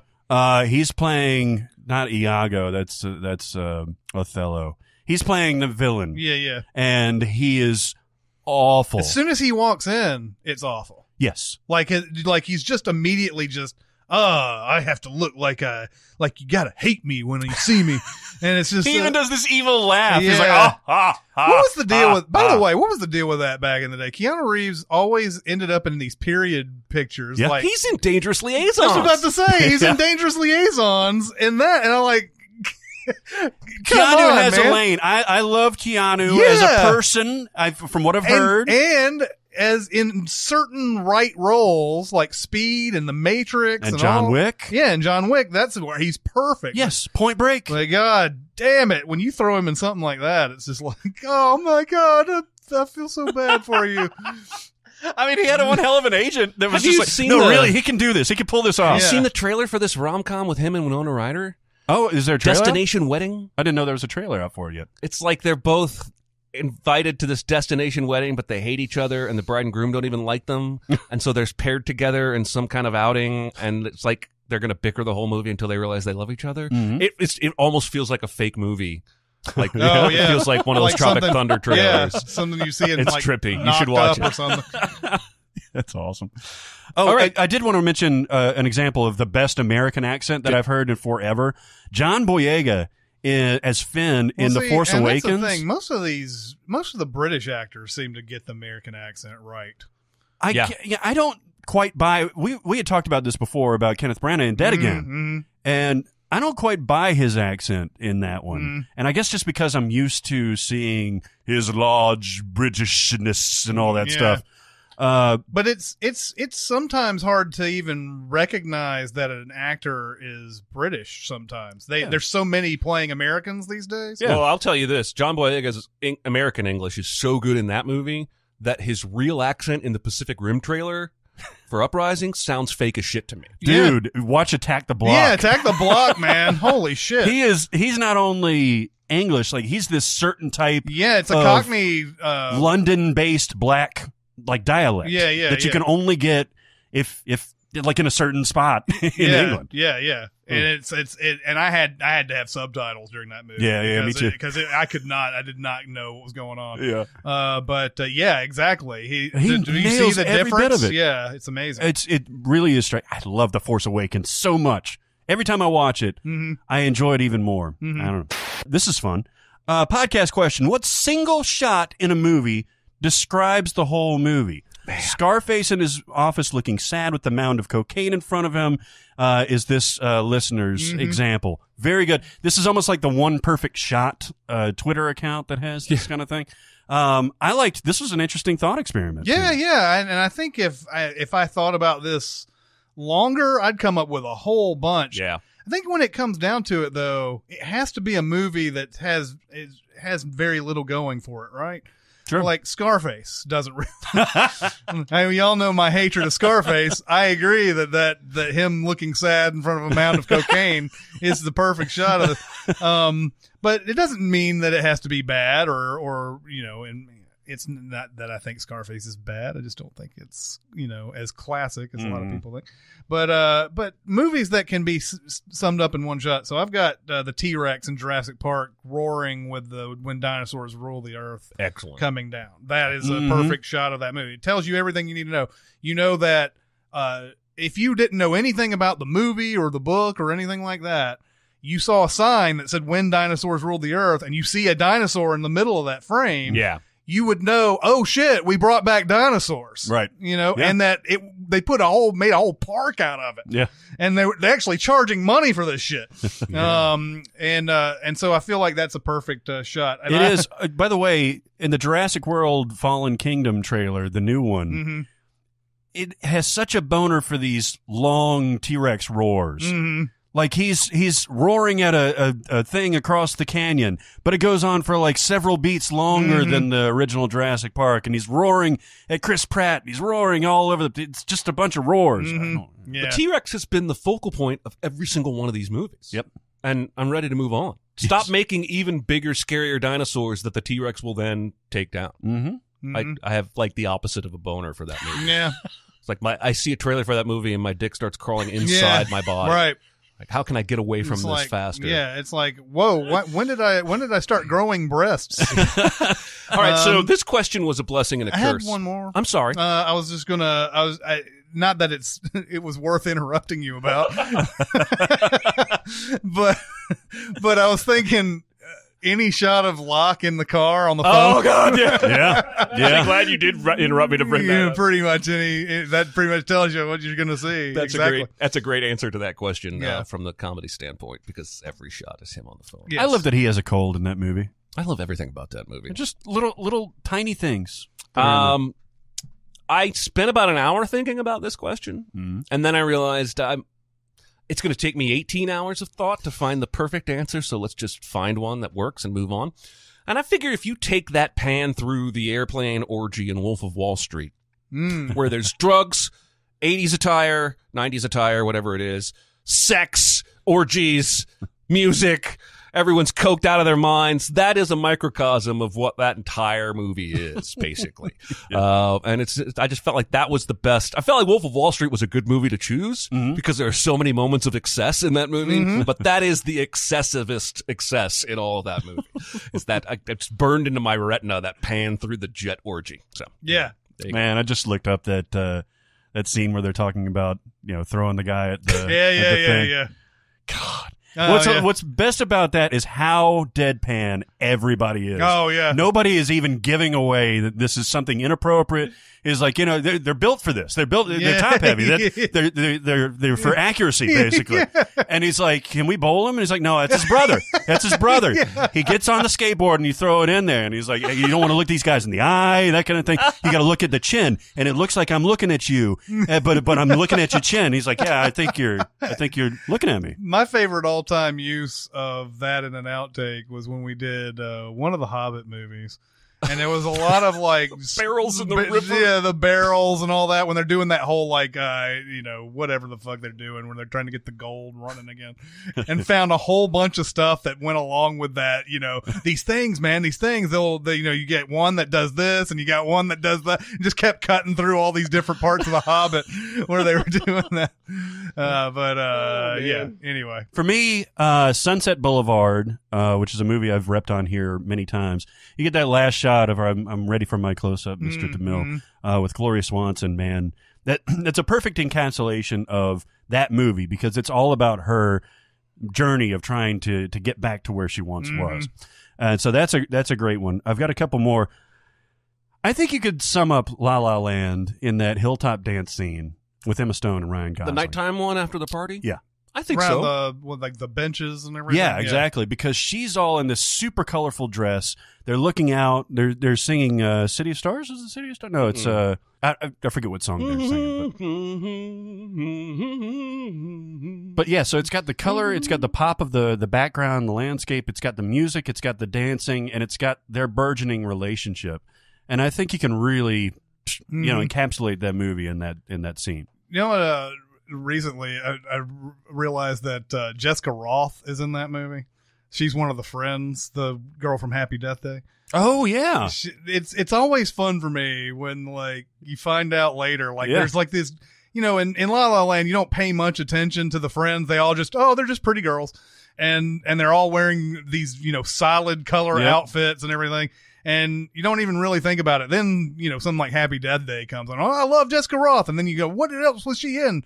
Oh, she was in La La Land? Oh, she was one of the friends? I don't even remember that shit. I love that. By the way, earlier when I was not watching that Criminal Minds marathon. Oh, yeah.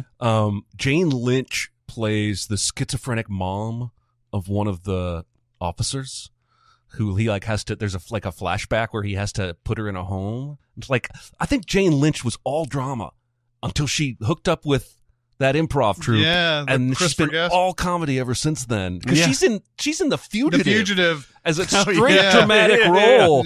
And then I saw her pop up in this Criminal Minds episode. It was from season 2 or 3. So a long time ago, before she was in 40-Year-Old Virgin, I guess, is where I first started seeing her get big roles. Anyway, I just thought that was interesting. She's so great in role models. She's great. She's great in most everything, especially Wreck-It Ralph. And the last one that I had is, there's a reason that this shot was on all of the marketing, all the packaging for Amelie, but it's the shot of her smiling after she breaks the creme brulee. Oh, yeah. And that's that movie. She's super adorable. She's super engaging, and she carries that whole movie. You can sum up that whole movie in that shot. Nice. Yep. What shot do you think could sum up all of Caligula? It would be, I think, Malcolm McDowell walking in on an orgy? No, I'll tell you exactly what. It would be the little person, strangely enough. Little person.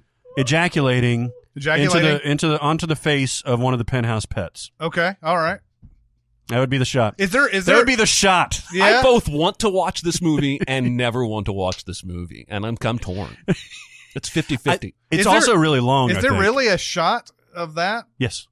Yeah. In one of the orgies, there are two women filleting I bet a you little could person. find a straight up porn where that happens that would be more entertaining than watching Caligula. Yeah, I think so. Yeah. I think so. Mm-hmm. Yeah. I don't know. Just seeing Malcolm McDowell, Peter O'Toole, and Helen Mirren trying to navigate through this travesty might be worth it. I think it's long. I think it is too. I think it's like 240, something like that. And you're not just using innuendo. You think it's like the length of time. Yes. How many parsecs? 19. Yeah, how many parsecs? It's 1979, and it is. I did love that explanation that we got though on Facebook. Yeah. That kind of made a little bit of sense. Right. But I think like we said, that seems like he's always mentioned that in the first movie as a unit of speed and time. Yeah. Not distance. Yeah. So.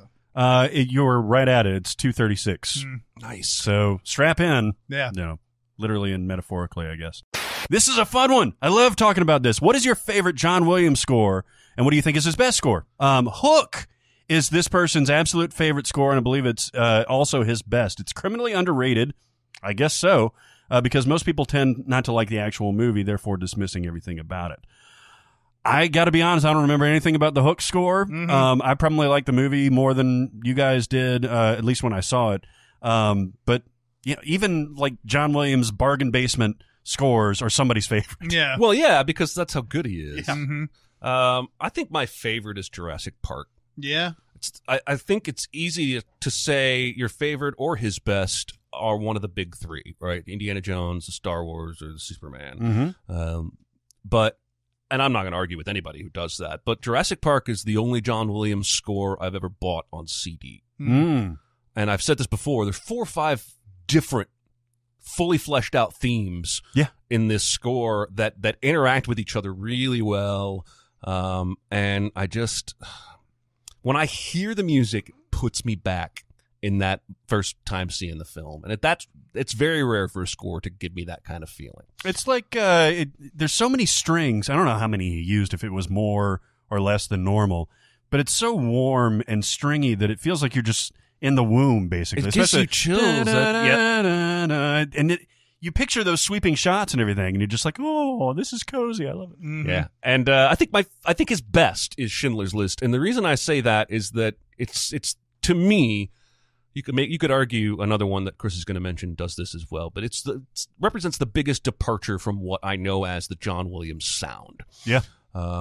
And he just hits it out of the park. And I think the music affects the way you watch that movie much more than the average viewer realizes. I just think it's a tremendous feat. Like the whole degree of difficulty thing, I think was extra high there for him, and he came through like LeBron.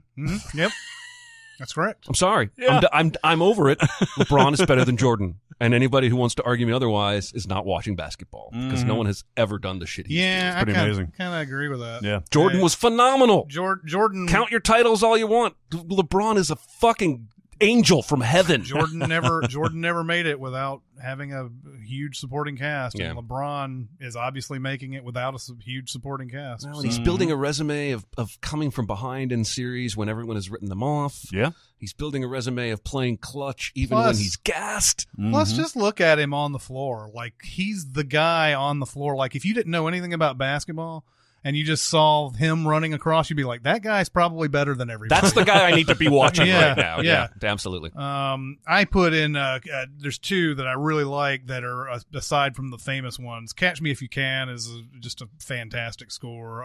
That's a big departure. Again, completely different from what we hear from him and everything.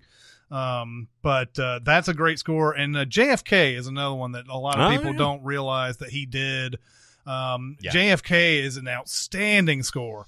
It's got all that conspiracy type of feel to it and everything, but like at the very beginning, the theme music and everything has that drum. It's not like a traditional drum. It's like a drummer boy kind of drum. Like a snare drum. There you go. Yeah. I didn't know the name of it, but it goes through all that, and it's like, man, this is some completely different. Like, you would never know this was John Williams unless you just looked at the credits. Right. Yeah. And it's an amazing score. Yeah. That's awesome. I actually, when you sent your answers, I was like, wow, I totally forgot he did that movie. So, yeah, that's one I need to go re-listen to. The guy's malleability is probably like his greatest strength. He's amazing, like just at everything, but then he's able to switch. He's like LeBron. He's able to lead in assists and rebounds. I agree. Although I agree with everything you just said. Although I do think his greatest strength is his singular ability to continue to come up with great 5-note themes, 8-note themes. Like, most great composers have 2 or 3. Yeah. And he's got like arguably 7 or 8. And they went to him for Harry Potter, and you almost think, well, that well is dry, people. No, it's not fucking dry. He comes up with yet another iconic theme that is perfect. And nobody else throughout history of scores has done that. Nobody else is that reliably good at coming up. They need to hire his ass somehow for these MCU movies, where I always complain about how the scores seem to run together and not be distinctive and whatnot. Williams could come in there in a day and give you something fucking iconic. Yeah, you're right about those being like 5 notes, like right around there, where like it goes straight into like the emotional, like the limbic system of the brain or something like that. Yeah. Well, it's almost like there's something he's doing intentionally too, because it's like the way Pharrell starts all of his songs with like 4 sped up, bump, bump, bump, bump, it goes right into the song. Like half of Pharrell's songs start that exact same way. That's true. Yeah. I'm going to go with my favorite as being Home Alone, because similar to the Jurassic Park thing, he's got all these different themes that are super recognizable, but he's doing it in another like different way. He's using like percussive bells almost, like the dun, dun, dun, dun, dun, dun, yeah, and then dun, dun, dun, dun, dun, dun, dun, dun. All of those like have this like almost percussive background to them, which is similar to Catch Me If You Can is very percussive, but it's a different type of percussive. So the fact that he can go right in there and make this classic score to a Christmas movie, and you'd swear that it's Christmas music playing in the background, like established Christmas standards. But no, it's a whole new fucking score from John Williams. Johnny, as his friends call him. And I think his best is for sure Star Wars. Yeah, exactly. I think Star Wars is his best because he keeps coming up with these themes, these variations that are also themes on his already iconic score that's, 40-something years old at this point. Like, just crapping out Duel of the Fates after you've got all this Duel stuff. of Fates, if you were making a documentary, like an hour-long behind the music of John Williams, the Duel of Fates would have to be like one of the high moments of the whole episode, right? Because that was unexpectedly great. He's not only coming in to create a new theme, but for a theme that builds on his already famous theme, and for a shitty movie. So, incredible. Since next week is a mailbag episode, my question for you all is, what are some of your favorite director's signature trademarks? Example is Wes Anderson's Perfect Symmetry. That's a great example. Yeah. Sure is. He is perfect. Every shot is, as I think Chris said before, like almost too perfect at times. Yeah. Well, I think even that is intentional because he's not showing you the real world. He's showing you, something that's one step removed from the real world. Yeah. Yeah, but he puts so much detail in each one of those things. That's what I love about it. Yeah. It's not so much the shot is perfect, but just all the details that he throws in there too that also add to character a lot of times. So I was thinking about this. I love stuff like zooms, like Paul Thomas Anderson and Martin Scorsese do those zooms. I don't know if you would consider them their trademarks. I guess they are. I don't know if they're anything that they've come up with necessarily. Like, what kind of zooms are you talking about with? More dolly than zoom. But, okay. But like Paul Thomas Anderson does a lot of dollying where, he'll enter a scene and it's like, the camera's just rushing in, and Scorsese does the same thing with his dollies, especially Goodfellas and all that. That's where you see it. I wanted to say that, but I felt like, I don't know, that's not like anything they really invented, although if we're going to go down to what they invented or as their trademark, then we're going to be going down a long hole of like film history and everything. So I'm going to give up on trying to do that. What I like is Spielberg and Robert Altman's cross dialogue. Yeah, that's a great. Where you have two sets of people talking in a scene and they're both talking about different things. And you see this in Jurassic Park with Spielberg when they're on top of that, the feeding tower or whatever. And like, you'll see Richard Attenborough, he starts talking about something. And in the background, you see the other guys talking about something and everything. He does this in a lot of movies. Altman especially does it because he's always especially in his later, like The Player and Gosford Park and all those, the camera's just kind of roving around and you'll see like people talking and he'll just kind of, I'm not interested in that anymore, but they're still talking about their thing. You can still hear them faintly in the background while somebody else is talking in the foreground. And I just always love that because it's such an anti-movie thing to distract the focal point, right? Yes, and to make it seem as if there's still a world populated outside of just our main characters and what we're focused on in the scene. It makes you say, oh, there is a sort of life going on in the background and everything. I shouldn't ignore everything when I'm watching movies. I should watch, I shouldn't have to just see what's in front of me. I should see what's in the background and what's going on to the side and everything like that. Nice. So, yeah, Jaws is a perfect example of that. Yeah, too. Jaws has, yeah. Especially when they're gutting the fish or they're gutting the shark that they think is Jaws. And like the guys come out there and they're all excited about it, and Brody's over there talking to Richard Dreyfuss's character, and then they'll cross dialogue, and then they'll start talking to each other. Yeah. And then they'll go back into their separate. So good. Yeah, that's how life works. Exactly. I think that's why I like it. So I wrote down a couple that I like. I probably would go with the Altman talking over each other thing. That's one of my favorite, because even Spielberg generally doesn't do it as full-blown as Altman does, in that Altman will just say, everybody talk. I'm going to mill around through this giant scene and focus on some of you at times, but the listener or watching at home can hear any of you just talk. Yeah. Whereas Spielberg is much more intentional about the way he's staging it. But I'm going with M. Night's use of color, which really sticks out in The Sixth Sense, but especially Unbreakable with those purples and blues. And then Sam Raimi's shit flying through the air POV, which he started, I think, and established in The Evil Dead. But one of my favorite moments of Spider-Man 2 is when we get that Raimi cam of the Doc Ock arm coming. It's when I officially fell in love with Spider-Man 2. Yeah. When they finally let Raimi do Raimi things in this big budget picture. Yeah. I was so excited about it. Yeah. And there's even some of that. I think we even wrote a sin about it in that Wizard of Oz thing where there's like shards of something flying at James Franco when he's in the balloon, and we get a quick POV shot of the shards.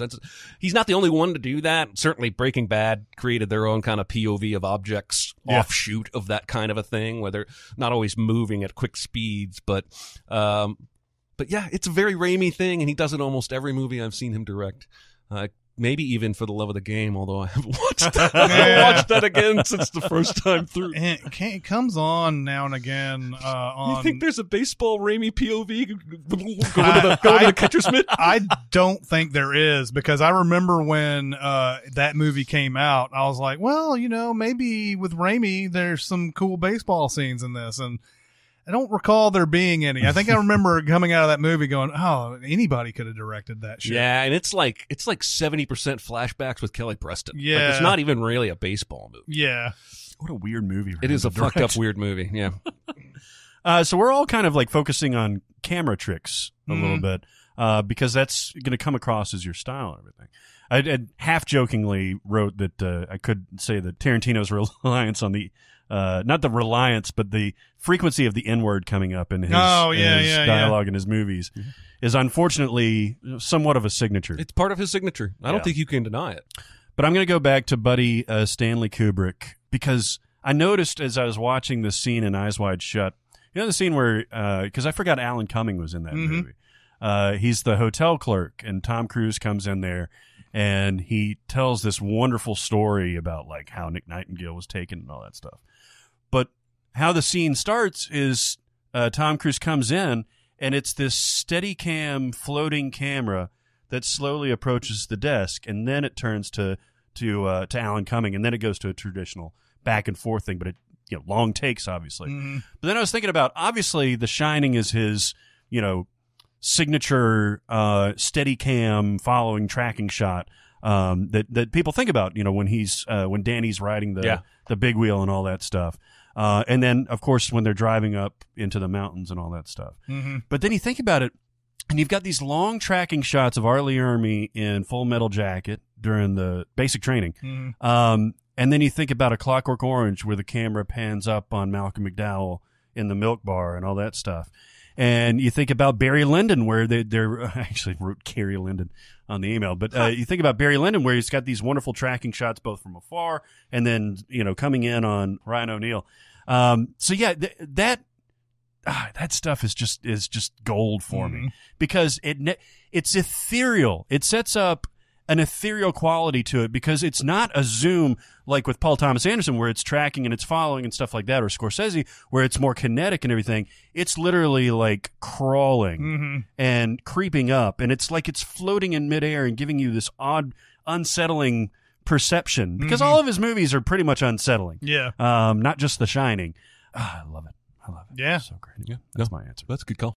Longtime fan of the channel and SinCast. I understand you talk a lot about animated movies that you love and the TV shows that you've all loved, but you've hardly ever seemed to talk about animated TV. I will interrupt this by saying we don't talk about animated TV that much, but we quote animated TV a lot. That's true. We do. That is true.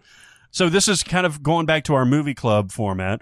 What are some of your all-time best, favorite, underseen, and underrated animated TV shows? Nice. I love this question because, yes, we don't talk about it explicitly, but it definitely informs our worldview. Sure.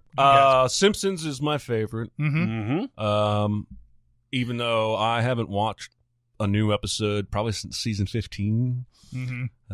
Is it good up until then? Is it good? Where does it go off? I feel like you can feel it start to slip around season 10 or 11. Yeah, even less actually for me. I think it's about season 8 where it starts to the episode I always, because everybody's got an opinion of when the Simpsons jumped the shark and all that. But my opinion is when they go to Brazil. That's the one episode that I always go back to as that's the time where I felt like jokes weren't landing the way they wanted them to. They started throwing in a whole bunch of stuff just for.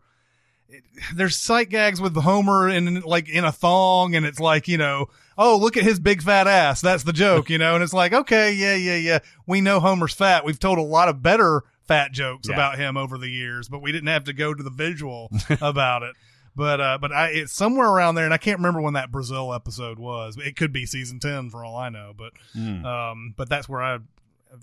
But if you were to take out even the ones that you didn't see, if you said I stopped season 10, just those 10 seasons would be enough to say it's the best. Yeah. And I think I phrased it as that's my favorite, but I think I actually have that slotted as the best. Okay. Despite the later seasons, that you can't taint the first 8 seasons with bad seasons. Oh, it's so my favorite, I've already talked about this before, but Freakazoid. Which came out of the Amblin house, the same era of Animaniacs, the same style of humor of Animaniacs, but Animaniacs gets all the love and nostalgia, and Freakazoid is forgotten. And it's Ernest Borgnine is a voice in here. Oh, yeah? The cop friend. It only ran for What is Freakazoid about? It's about a kid who gets superpowers after getting sucked into the internet. Oh, really? But he's a teenager, so he's goofy and his humor is exaggerated. So when he doesn't fly so much as he runs around with his arms up in the air making noises like stuff like that. Freakazoid, check it out. Huh? I think they're even bringing Animaniacs back. Yeah. I think I read. Yeah. But no Freakazoid really? back. That's fucked up. Freakazoid is awesome. I even tweeted once angrily, why can't I get Freakazoid on Blu-ray? And I got schooled because somebody said they made that show before, like that show's only in 480 whatever, like they didn't make it in like a widescreen. They didn't do that with South Park either, and they made those in the high def. Like you watch the first season of South Park on Comedy Central now, you have to sit there and go, whoa, I think this is an early season, but it doesn't look like it anymore. Oh, do they? Yes. Oh, they really classed it up. They've made every season high def now. Oh, that's crazy. And same thing went with The Wire. The Wire was not high def when it was shot. They've made all those seasons in the high def. Now, it could be a matter of money. Yeah, that's where they're true. like, you may be the only person rattling for a Freakazoid remake. All right, so then underrated, I'm using a literal definition of underrated, but I'm going King of the Hill. Okay. I think King of the Hill is really awesome, consistently funny, but when people talk about the non-Simpsons shows from that era, I feel like it's the other graining, it's Futurama that gets all the love from the internet, and King of the Hill is kind of like forgotten to time. And I think even when people get together who love Mike Judge and talk about all the great stuff Mike Judge has done, I think even those people sometimes forget to talk about King of the Hill. Yeah. And focus more on Office Space and Silicon Valley and the one about being stupid. You really like King of the Hill. Did you like King of the Hill? Yeah. I never got into that show. Anytime but it's I watched... exactly what he's put it on, though. Underrated is right. It doesn't mean that it was great. Right. but at times it could be. It's like Interesting. I always talk about Frasier, Friends, and Seinfeld, but I never talk about news radio. But news radio is pretty good. Oh yeah. I would call news radio underrated because Yes, nobody ever definitely. talks about it anymore. It's Yeah. not on Netflix for me to watch. Nobody was running those reruns on TBS. And then for Underseen, again, you've probably all seen this. I'm going with it. Underseen is that C-Lab 2021 or whatever. Oh yeah. Because Aqua Teen Hunger Force got like 72 seasons, and C-Lab only got like 2, and I think it was every oh my bit God, as funny. C-Lab was so Eric Estrada funny. was a voice in there. C-Lab cracked my ass up with more regularity than Aqua Teen Hunger Force, but something about Aqua Teen Hunger Force grabbed the nation's attention. Yeah, they had this. They had the Adult Swim had that thing where they would take an old show and they would sort of just add their own dialogue into Yeah. it or whatever. And C-Lab was one of those, along with Harvey Birdman. Yeah. They're bringing that back. Are they? Yeah. Well, it's actually going to be Harvey Birdman, Attorney General. Oh, and nice. see, I loved Harvey Birdman too. In fact, when we sit there and we wrote this list out and everything, I was like, geez, I forgot all about this. I forgot about this. There's a ton of things I could put under favorite or underseen or whatever, but yeah, that and there was one other, the Space Ghost Coast to Coast Yep. was another that was one a that great they That one killed me, yeah, man. yeah. It took a while to get that humor for me, at least, like, because I was like, what are they trying to do? And once I did, like, mind meld with it, I was like, oh, that's fucking great. yeah. I agree. On the best, I have The Simpsons or South Park. You got to throw those in there. With favorite, I would put The Simpsons again. I'm going to also go with a couple of Adult Swim shows that, and you could put it in a lot of other categories, but Metalocalypse is one that I love. It's right up my alley. It's so dark, but also light at the same time. Like it's about this just hardcore metal band.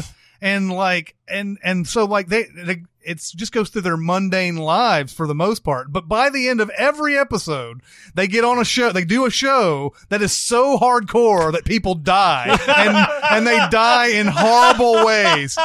Like there's more violence in an episode of Metalocalypse than there is in any movie that you've ever seen. It's so fucking violent, man. So it's just so funny to see them go through all these like mundane conversations. I love the intro to it. The intro to it's got this real awesome like rock and metal song and everything.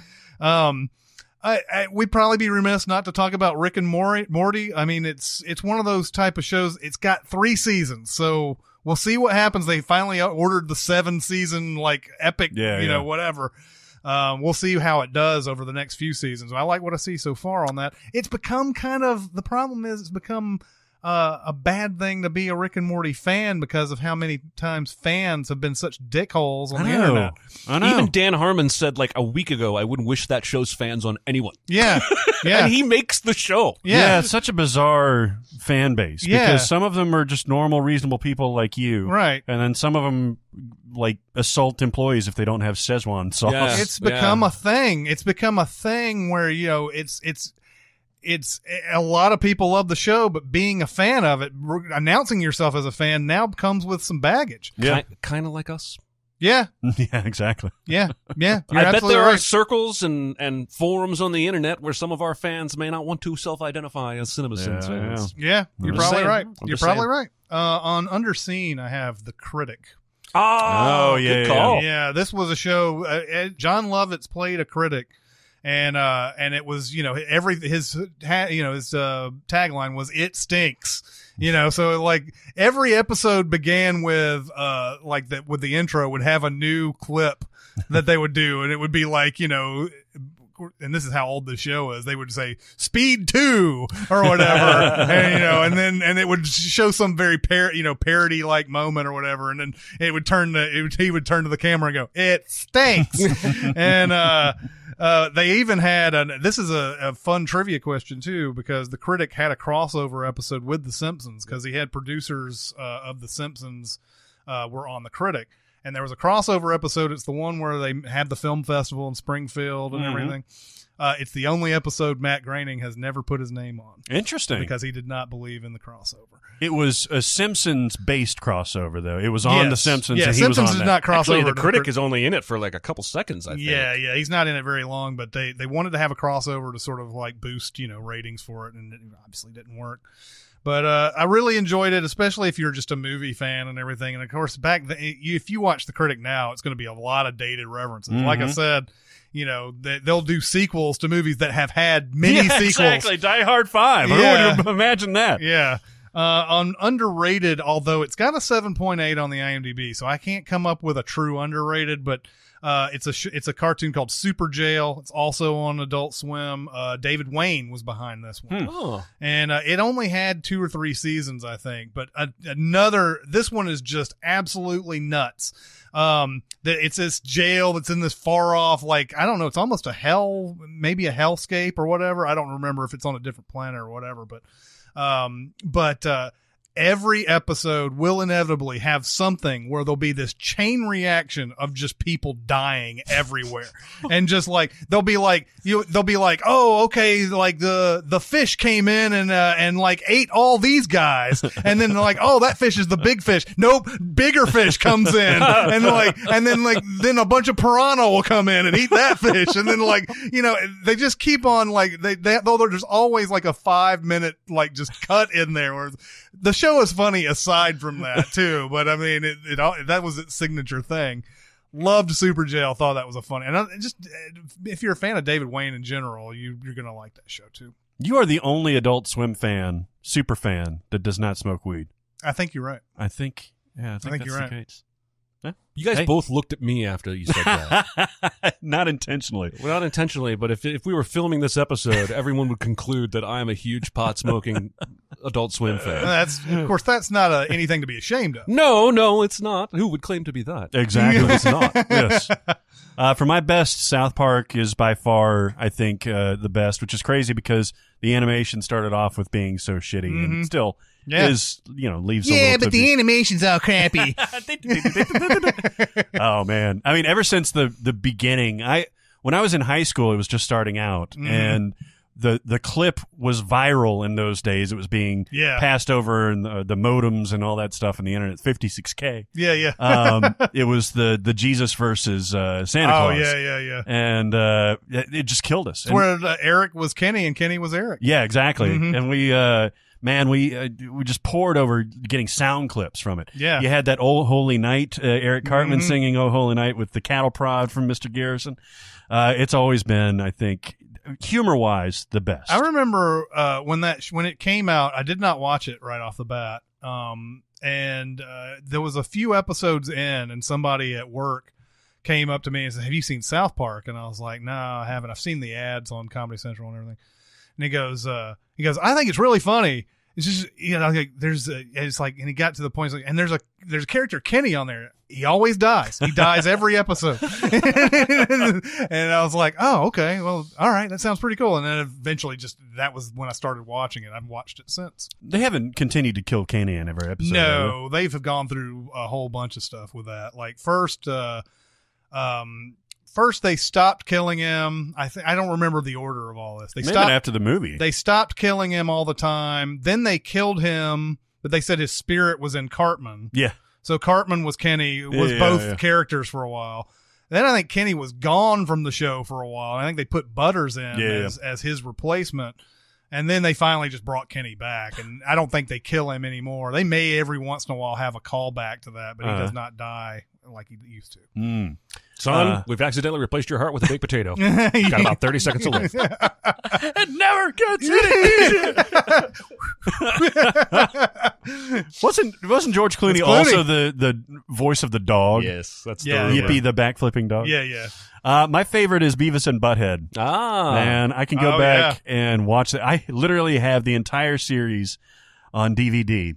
Not the music video bits. Right. And I've watched every single episode without the music video bits, which are by far the funniest thing. But the other stuff is fantastic. I do find myself going down rabbit holes and watching the music videos. Man. My wife does not enjoy my impression of either of those characters. But I only do that Cornholio episode where I'm like, I need TP for my bungle. Yeah. And she hates that. And so I think that's why she hates Beavis and Butthead. Man, I think it's possible that Beavis and Butthead has my all-time hardest laugh. And it is the one where they're in the sex education classroom. because they can't laugh or they're expelled from school. And this teacher, knowing this, and he's like, we're going to be talking about the penis, sexual intercourse. And he's like, talking about the vagina. We will definitely be spending a lot of time talking about masturbation. And like the funny thing about him, like that character, like they get a close up of him and there's like veins popping out and his eyes are all red and everything. And like they sell it at the end because they're sitting there like shaking in their desks and everything. And then like it's like after he says all that, there's just a shot of the outside of the school and then them running out and they're like, oh my God. But you go back and you watch those music video sets and there's so much content there, by the way.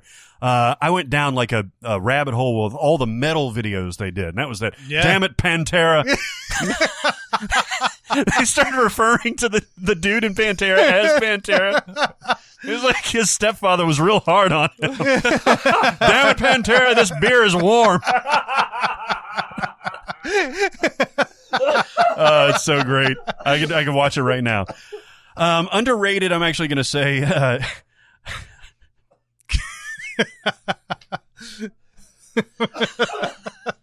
that got dangerous there for just a second. Damn it, Pantera, you need to respect Mother more. I watched some Beavis and Butthead tonight. Oh, man, it's so great. My underrated is going to be Pinky and the Brain. And because, as Jeremy said, Animaniacs got like all the love and everything. It's brilliant. Animaniacs is fantastic. But Pinky and the Brain always landed for me. Even though they had the same tagline. What are we doing tonight, Brain? Same thing we do every night. Try to take over the world. Maurice LaMarche, man. Yeah, exactly. Yeah. And fucking Pinky is just like the funniest. Like those interactions were just the funniest thing in the world too. And for whatever reason, like there was a brief moment where it got a lot of love and it got its own show for a couple of seasons as a spinoff to Animaniacs. But I don't think people think about it anymore. And then my underseen is actually going to be Dr. Katz, Professional Therapist. Oh, that's a good one. Oh, good, man. Good call. I think we have a really diverse group of answers for this. We do, yeah. We are showing our age a little bit, but who cares? We are what we are. Yeah, exactly. And you go back and you watch Dr. Katz episodes. It's not animation-based. In fact, they don't move. Yeah. It's squiggle vision. Yeah. They're literally like standing static, and there's like little activity squiggles around their characters. What a great concept too, to actually have visuals to go along with a stand-up's like material and everything. Like there's one, I can't remember who did this one, but he's like I was in jail and I was I don't remember what he does, but the cops are like, you better stop that in there. And he goes, what are you going to do? You're going to take me to extra jail? And like they showed another little box inside of his cell and he's inside the. It may have been the Dave Attell episode. It could be. It was Dave Attell, Ray Romano, Janine Garofalo, like all these great like edgy comics. Louis C.K. may have been on there. I think he did. But my favorite moments are between Jonathan Katz or Dr. Katz and his son, H. John Benjamin. And this is really the first time that I heard H. John Benjamin. And he sounds the exact same in Archer as he did back in the Dr. Katz days. Yeah. And Bob's Burgers, too. Yeah. But those interactions, because you can tell, like, sometimes they'll be acrimonious. Sometimes they'll be, kind of like very nerdy dad type of things. And then sometimes they'll both crack each other up. And those are fucking hilarious, man, where they're just like, they can't keep it in anymore. And you can tell it's like very organic. Yeah. That's one that I really want to go back and see. And it's not in syndication. So I think Bob's Burgers is on that King of the Hill track, by the way. Yeah. I think that's another one that doesn't get watched by a lot. I mean, it may. Do you watch it? Occasionally. Mostly though, if it's when it's on Adult Swim, because they play those on Adult Swim really? as well. So if I happen to be up late at night and there's nothing going on and I go to Adult Swim, that's when I'll end up watching them. And they're pretty good. They're just like how I felt about King of the Hill. Like it wasn't always just sitting there like just demanding that you like it like Family Guy does. That's another one where we didn't mention that. And I think for good reason too. Family Guy, there was a time where I would have answered Family Guy to one of these. I think its decline was very sharp after it came back. Yes. even now when I watch the early like 1999 seasons and everything, I'm like, this wasn't as funny as I thought it was. But I actually watched one of the latest episodes of Family Guy the other day just to see what was going on and everything, and I was like, damn, this is miserable. Oh, is it really? Yeah. Is it that bad? Yeah, it was. Peter talks to God and everything, and it's like in the main narrative or a non sequitur? Yeah, it's in the main narrative. And I was sitting there just, it felt so bad for me to be like sitting there just with not even a grin come up on my face and everything. But the thing is, if you were to take all the gags of Family Guy and like crunch them down into like maybe 5 seasons or something, then you'd have a great show. Yeah. I almost always enjoy it if it's on in the background or something like that, or if I accidentally happen upon it. I'll typically enjoy it, but I think it's from the meaty part of like maybe seasons 3 to 5 or something like that. Yeah. Where it's got those great Stewie jokes, and it's got even the absurd stuff with Stewie and his twin or his brother or whatever it is. Yeah. The one, the Wallace Shawn one, yeah. Yeah. I actually happened upon the one where Peter needed an accountant, and he sings the "I Need a Jew" song. Yeah, yeah. And at the end of it, he's looking up at the stars. He's like, "I need a Jew." Jesus Christ. Which is similar. It's a callback to "I'm a Jew, I'm a lonely Jew on Christmas." Yeah. From South Park. Thing, yeah. Our buddy Gustavo from South Korea, but he's moving to Australia soon. Man, what a life! Yeah, what a seriously. life, Gustavo. Good to hear from you. You old so and so. The Palme d'Or is not that quote relevant in mainstream media. This is the Golden ultimate Palm. prize for the Cannes Film Festival. It seems to be more fair than the Oscars. What winner of the Palme d'Or is your favorite? Gustavo takes probably the all-time best and our favorite in this room, Pulp Fiction. Yeah. But there are many others to choose from. I was not really familiar with this list of Palme d'Or winners, and you notice a lot of really great familiar faces on it. I don't know that we should compare it to the Oscars, because Cannes is a film festival that selects the films that are going to come. It's not like every film has a chance to go win this award. Right. Yeah. But what I saw on the list that stood out to me was MASH. We've already repped Robert Altman enough this episode, but I love that movie. I grew up watching the show because my dad loved the show. And there's a DNA that connects the movie and the show, but they're nothing alike. The show is a very broad sitcom-y kind of show, and the movie is much more subtle, I think, with its humor. Yeah. And it just kind of wants to dip you into this environment and how unique and crazy and strange it was for a couple hours, and then let you go on your way. But it does all of that stuff we were talking about earlier with the cross dialogue and the dialogue in the background and the fucking announcements on the PA that if you don't pay attention to, you're going to miss half the good laughs in the movie. MASH is awesome. Yeah. It's odd that it would win at a foreign film festival. Yeah, I think it was. Well, I think it might have been right time. Because I mean, Korea was still pretty recent. Yeah. And Vietnam was going on. Yeah. That's the thing that they've always said about MASH, is that it's sort of de facto Vietnam, even though it's Korea, set in Korea. Yeah, exactly. And the movie is so different from the show, because the movie is essentially based on, you had a book first, and then I think you had a play, or a play came first, and then the book. I can't remember how it goes. I think it's Ring Lardner who wrote it.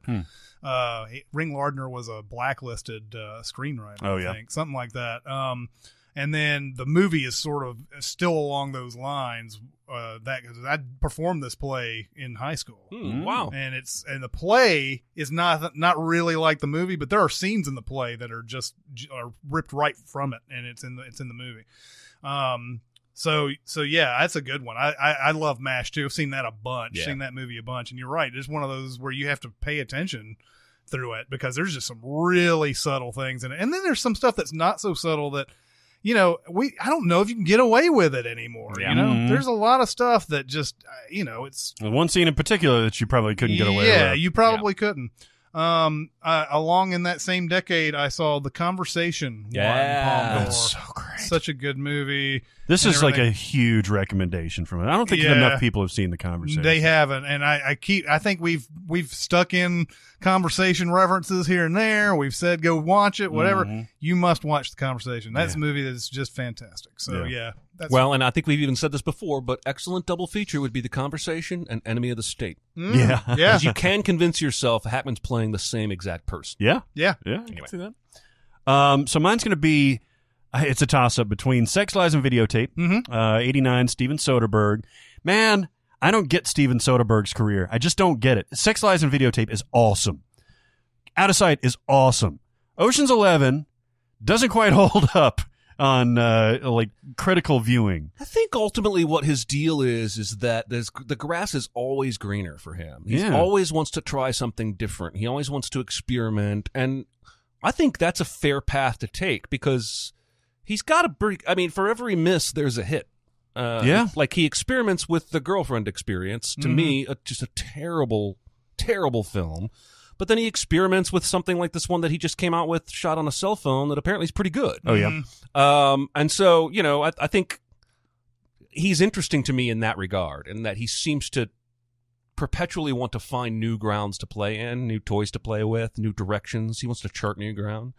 But, yeah, I could never be like that. If he's given story, though, Out of Sight, side effects, you know, things like this, Sex, Lies, and Videotape, if he's given like a insular story, he kills it, though. If he gets sprawling, it just doesn't work. Yeah, I don't know. This is when you start getting into true art, though, is when you make something that you don't care other people like. Yeah. You go in there and, you know, maybe you don't make the best movie, but you learn some things that you do go into your next movie with or whatever. But I've always admired that. I mean, yeah, it doesn't make for great movies every single time, and he's probably got more bad ones at this point than good ones. But I don't know if that's really how we should grade his career. I think that's exactly how Jeremy's saying it there. He just went in and did these things to, you know, I'm experimenting. I'm just whatever. If you like it, fine. If you don't like it, fine. Yeah. So What a crazy career. yeah. And the other one is All That Jazz, which is directed by Bob Fosse and starring Roy Scheider. I've talked about it before, but it's a really interesting, talk about a little bit of experimental movie that I think you should check out. All right. Winner of the Palme d'Or. Yes. Duh. Okay, last one, everyone. Hey, guys, I'm currently in pre-production for my first short film. Congratulations. It's about a guy trying to direct a no-budget sci-fi epic, and everything ends up going wrong. That's hilarious. What is your favorite and least favorite film about someone trying to make a movie? I only did my favorite because I'm leaving out least favorites, apparently. Well, we've talked about this topic a lot, and we've definitely repped State and Maine and The Player a whole bunch. So, and I actually have brought this movie up before, but I will talk a little bit more at length about The Last Shot, which is Matthew Broderick. We were talking earlier about Matthew Broderick's career. Matthew Broderick is a movie theater manager who has written a screenplay and has hopeless hopes of becoming a filmmaker. He's one of these deluded people like me that in college who thought, I actually am going to go from this movie theater to making movies. And Alec Baldwin is this FBI agent or CIA agent. They're trying to basically come up with a sting to catch the mob and the Teamsters in Jersey. So he goes out and basically lies and says he's a movie producer. This movie basically, by the way, is half Get Shorty and like half State and Maine, maybe. I don't think I've ever heard of this movie. It's really charming. It's not as good as State and Maine, but it's charming. You're going to laugh a lot. Alec Baldwin has a line on an airplane that will make you urinate. It's so fucking funny. But basically, he convinces Matthew Broderick that he's a real Hollywood producer with a budget and that he loves Matthew Broderick's script. Matthew Broderick's script is about a sick woman dying of cancer who goes to the Hopi Indians to die. But Baldwin convinces him they can shoot that in Jersey. And so he goes to Jersey and there's all the casting and the whatnot, and they get partway into this and Baldwin's like, we can catch all the Teamsters. And he talks his bosses into a 3-picture deal to actually make these movies as a way to catch Teamsters. And then, of course, hijinks and whatnot. I think you'd have a good time watching it, especially if you like State and Maine, because it's got that same tone of humor, and it lands more for me than it didn't, and it was a good ride. When did this come out? 2005, 2004. Oh, really? Yeah, somewhere around in there. So completely flew off my lots radar. of people in it you recognize, and it's just that with Matthew Broderick at his sad sack best. And, Nice. Anyway, that's my recommend. I've already talked about American Movie, by the way, which is a great movie. It's a documentary about these two Wisconsin guys. I love American Movie.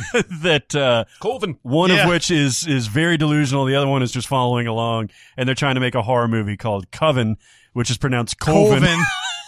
In these thick Midwestern accents. he wants to do a movie called Midwestern at first, but then he had some of Colvin shot, and he decides he can go and shoot that instead and make money, and maybe to make Midwestern after that. Yeah, exactly. Or Northwestern. I can't remember which one it was called. Yeah, it's so funny, and it's I guess it's unintentionally funny. I haven't dived into the background of this movie. Yeah, I mean, this guy's just a character. Yeah, he's very much reminds you of a non-salacious Billy from The King of Kong. King of Kong, yeah. Like he's just this personality, and he's long hair and like really like into movies and really wants to do it.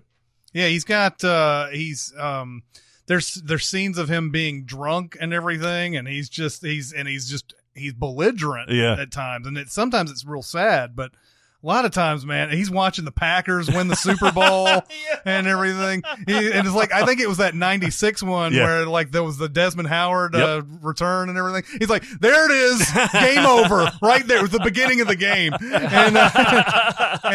But he was like, hey, Mike, last night I was trying to get the Hotel Tangiers on the phone. And I was just sitting there and drinking. It was like, I was trying to get Morocco. What was that all about? I love American Movie. In terrific. fact, if you can get your hands on it, also listen to the commentary that has Mark Borchardt and the filmmakers on. Oh yeah, yeah. There's a part in there where they go through that whole Coven thing, and one of the filmmakers says something like, "I looked it up, and apparently you can say it both ways." And he's like, "Damn right." This is a movie that's been lost to time, I think. You know? It's something that you see American Movie and you don't really know what it's about. It's great. Check it out. Did you say Living in Oblivion? I didn't, because I was having so much fun talking about American Movie. Yeah, Living in Oblivion is probably the one that you need to see. It's so great. Living in Oblivion is about shooting a low budget film and all the sort of the pitfalls of it, the money, the actors that you get, all these different things. Getting the best takes when the cameras aren't on, stuff that's like such a great scene. And such a big cast too. Steve Buscemi, Catherine Keener, Dermot Mulroney. Dermot Mulroney is usually fairly anonymous to me in movies. He stands out brilliantly. He's so in this good movie. in this. And James LeGros plays a Brad Pitt type of actor or whatever that happens to show up for this real indie movie, and he has all these ideas he wants with his character and everything. That is the movie that if you're making a movie, you should watch first. Living in Oblivion is the thing.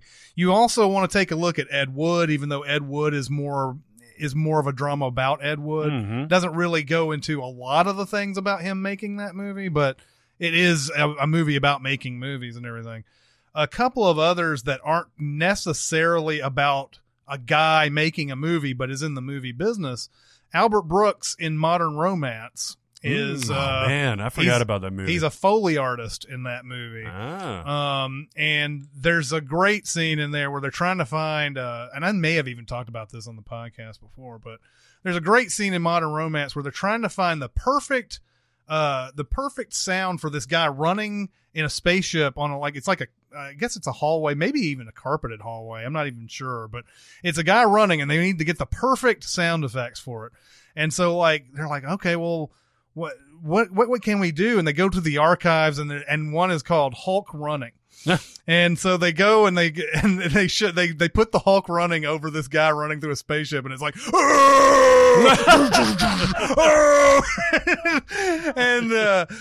and so Albert Brooks, as a Foley artist, ends up going into their little microphone area and whatever, and like makes the footsteps himself and everything, and makes it perfect for the film. And this film that they're making is just bullshit. It's low budget.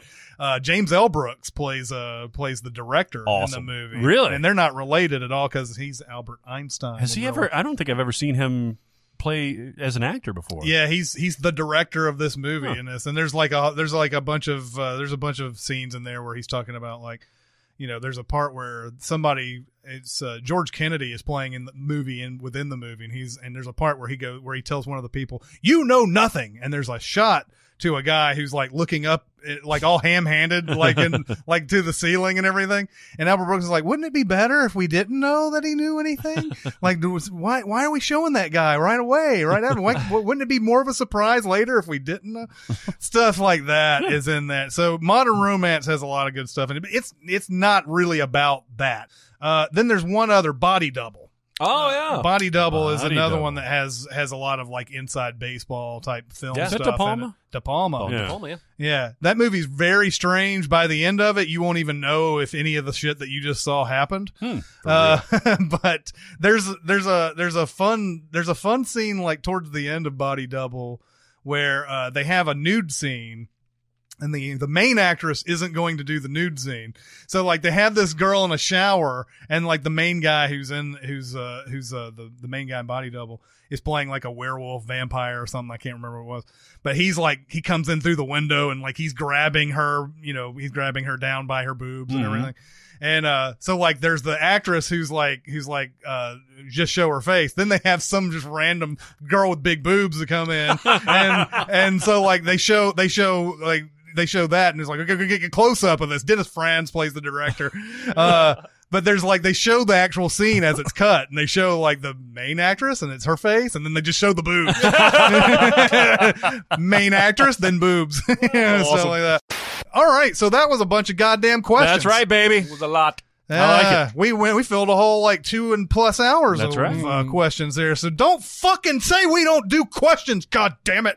Nobody's saying that. No, nobody's saying nobody's that. really saying Nobody's ever saying that. that. I've never heard that. Yeah, that's not a criticism. If we can keep going to SinCast presented by Cinemasins on Facebook, keep going to SoundCloud, keep going to Twitter. There's a lot of ways you can reach us. Talk about this episode here and keep giving us questions. Yeah, man. And that'll do it for this week. It's Chris Atkins and Jeremy Scott and Barrett Shear. We'll see you next time. Thanks for listening. Comment on our episodes on our SoundCloud page. Check us out on YouTube, Twitter, Facebook, and Reddit. And be sure to visit cinemasins.com.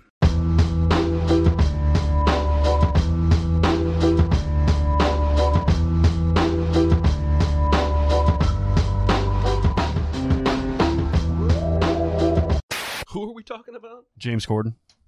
Yeah, he annoys the fuck out of me in general. You know what I mean? In that harmless kind of way. Yeah. It's like I'll feel bad if I kind of go off because there's really nothing that wrong with the guy, but I really don't like him. Yeah. I don't like him. I don't like that carpool karaoke. No. It seems forced, like in between the songs. His comedy persona feels too manicured. Yeah. Does that make sense? Yeah. It doesn't feel organic. No. Yeah. No. It feels like he's playing a character. And he might be. Maybe he is, but I don't enjoy the comedy. I don't like the character either. Matthew Broderick, for as mediocre as his career kind of feels from a long view, sure has been in some awesome movies. Mm-hmm. Yeah. I bet that if you really like put a whole bunch, like you piled Matthew Broderick's best stuff all in one side, you'd be like, holy shit. Yeah. But he's got a lot of like on this other side. But like, yeah, you could say, you obviously start with Ferris Bueller and you put War Games in there and Election. Yeah. And even his small part in You Can Count on Me. Yeah. The Producers, not the movie. Glory-ish, even though he's maybe not so that awesome good in it. But that's a good movie for Cable him. Guy. Yeah, Cable Guy. And then all the other stuff. Yeah, and like then Inspector Gadget. Lady Hawk. Lady Hawk. Did you see they announced a Sonic the Hedgehog movie with James Marsden? I did not see that. Yeah. That's a Sonic the I feel Hedgehog like movie, huh? I feel like the internet should be what the fucking more about that. That just, yeah. Like Well, that feels like the Emoji Movie to me. Like it does. and yet no one's acting like that. Everyone's almost people. They're almost like, yay! It's almost like a good thing. Yeah, but there should be more outcry. I don't need to see a so Sonic James the Hedgehog Marsden movie. as the voice, or as are they? No, he's the live action guy. It's going to be They're a going to live action action Sonic the Hedgehog. blended with animation. That's the new hotness. Here's my question: is Sonic the Hedgehog still that popular? No. Yes. No. Yes. My No. son is obsessed. Your son is an outlier. No, he has a lot of friends at school that have the same thing. They have a current like Sonic Outlaw type of, I don't know what it's called. Sonic X, I think it's what it's called, the TV show. And he's got like a little bandana and there's a whole thing. All right.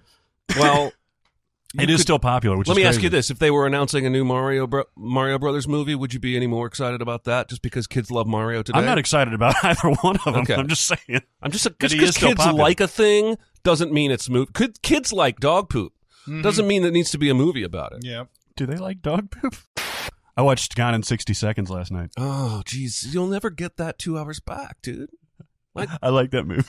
All right. As long as you had a good time. Your 2 hours is gone. in I cannot 60 endorse seconds. that. It's headlined by 3 Oscar winners, man. I can't No, endorse you're not that. alone. There's a lot of dumbasses who like that movie. You know what? There's a very popular fun as shit, thing man. on Twitter nowadays to just kind of pick a forgotten terrible movie and go and write a whole article or make a whole video about how this is actually a masterpiece. Yeah. Like this is a regular once a week I'll see some, and this is like real websites too, not like Bob's blog, but like here's the reasons why Gone in 60 Seconds was actually a masterpiece. I saw one of or those something the like other that. day. Yeah. And every single one of them is wrong. Oh my God, what was the one that was just recent that got a lot of attention? Here's why this was actually better than you remember. Yeah. God damn it. Yeah. I forgot which one it is. But Gone in 60 Seconds, I'm not saying it's a masterpiece. I didn't say you would. I'm saying it's on the level of The Rock, below Face Off, but like Con Air type of stuff that I just enjoy, not ironically, just kind of like it's stupid, I know, but the action is good. The characters are engaging. Hey, if you were really into cars, I could see watching it just for that. Totally. You know what I mean? Yeah. But also, no, Yeah, there's I can't do that movie. This reminds me of that a conversation in Death Proof where it's Tracy Toms is talking about all the movies that she watched when she was a kid and everything. She's like, Gone in 60 Seconds, not the original, not that Angelina Jolie bullshit.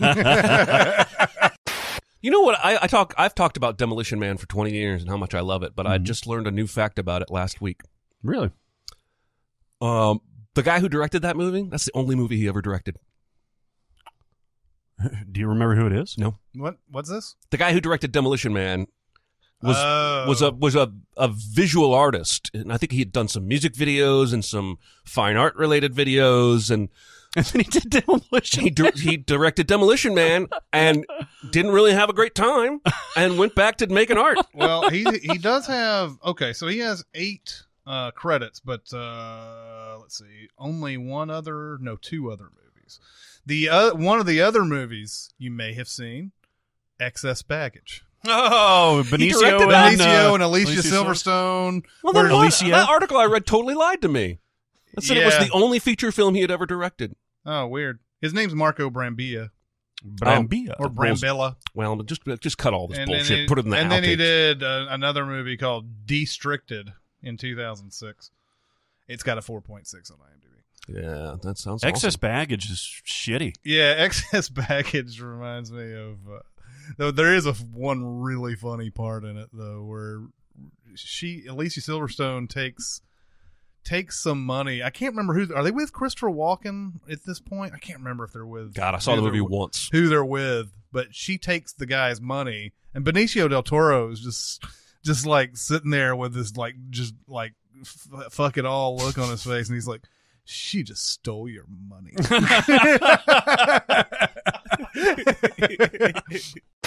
That was before Benicio was Benicio. That's another career that we'll probably look back on and be like, man, we should have appreciated that guy more. I don't know. I feel like our comment in The Last Jedi is pretty on point. Like lately, he just seems to be getting cast in roles that seem more important than they really are. Like he's entering the Jeff Goldblum phase of his career. But he's doing Sicario too, though. Yay! I mean, And it looks pretty good though. it It does look pretty does. good. It's just it does. When a sequel is that unnecessary, I need about 5 people I trust to tell me it's awesome before I can even care. Yeah, I don't know why they made a sequel though, because the first one, even though a lot of people love the first one, it didn't do anything in the box Yeah. office. So I don't know.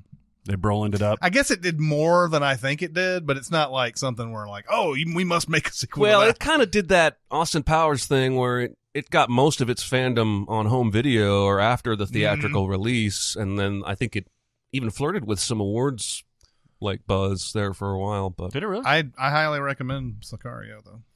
yeah, no, and it's still in the God. It's one of those like it's the same way. We've got- I'm the same way about Sicario though. Like it when I got the before I saw screenplay it, right there. I was like, I don't know. You know, I mean, I don't want to get into something heavy right now and blah blah blah. But then finally I watched it and I was like, oh shit, why have I been waiting to watch this? Yeah.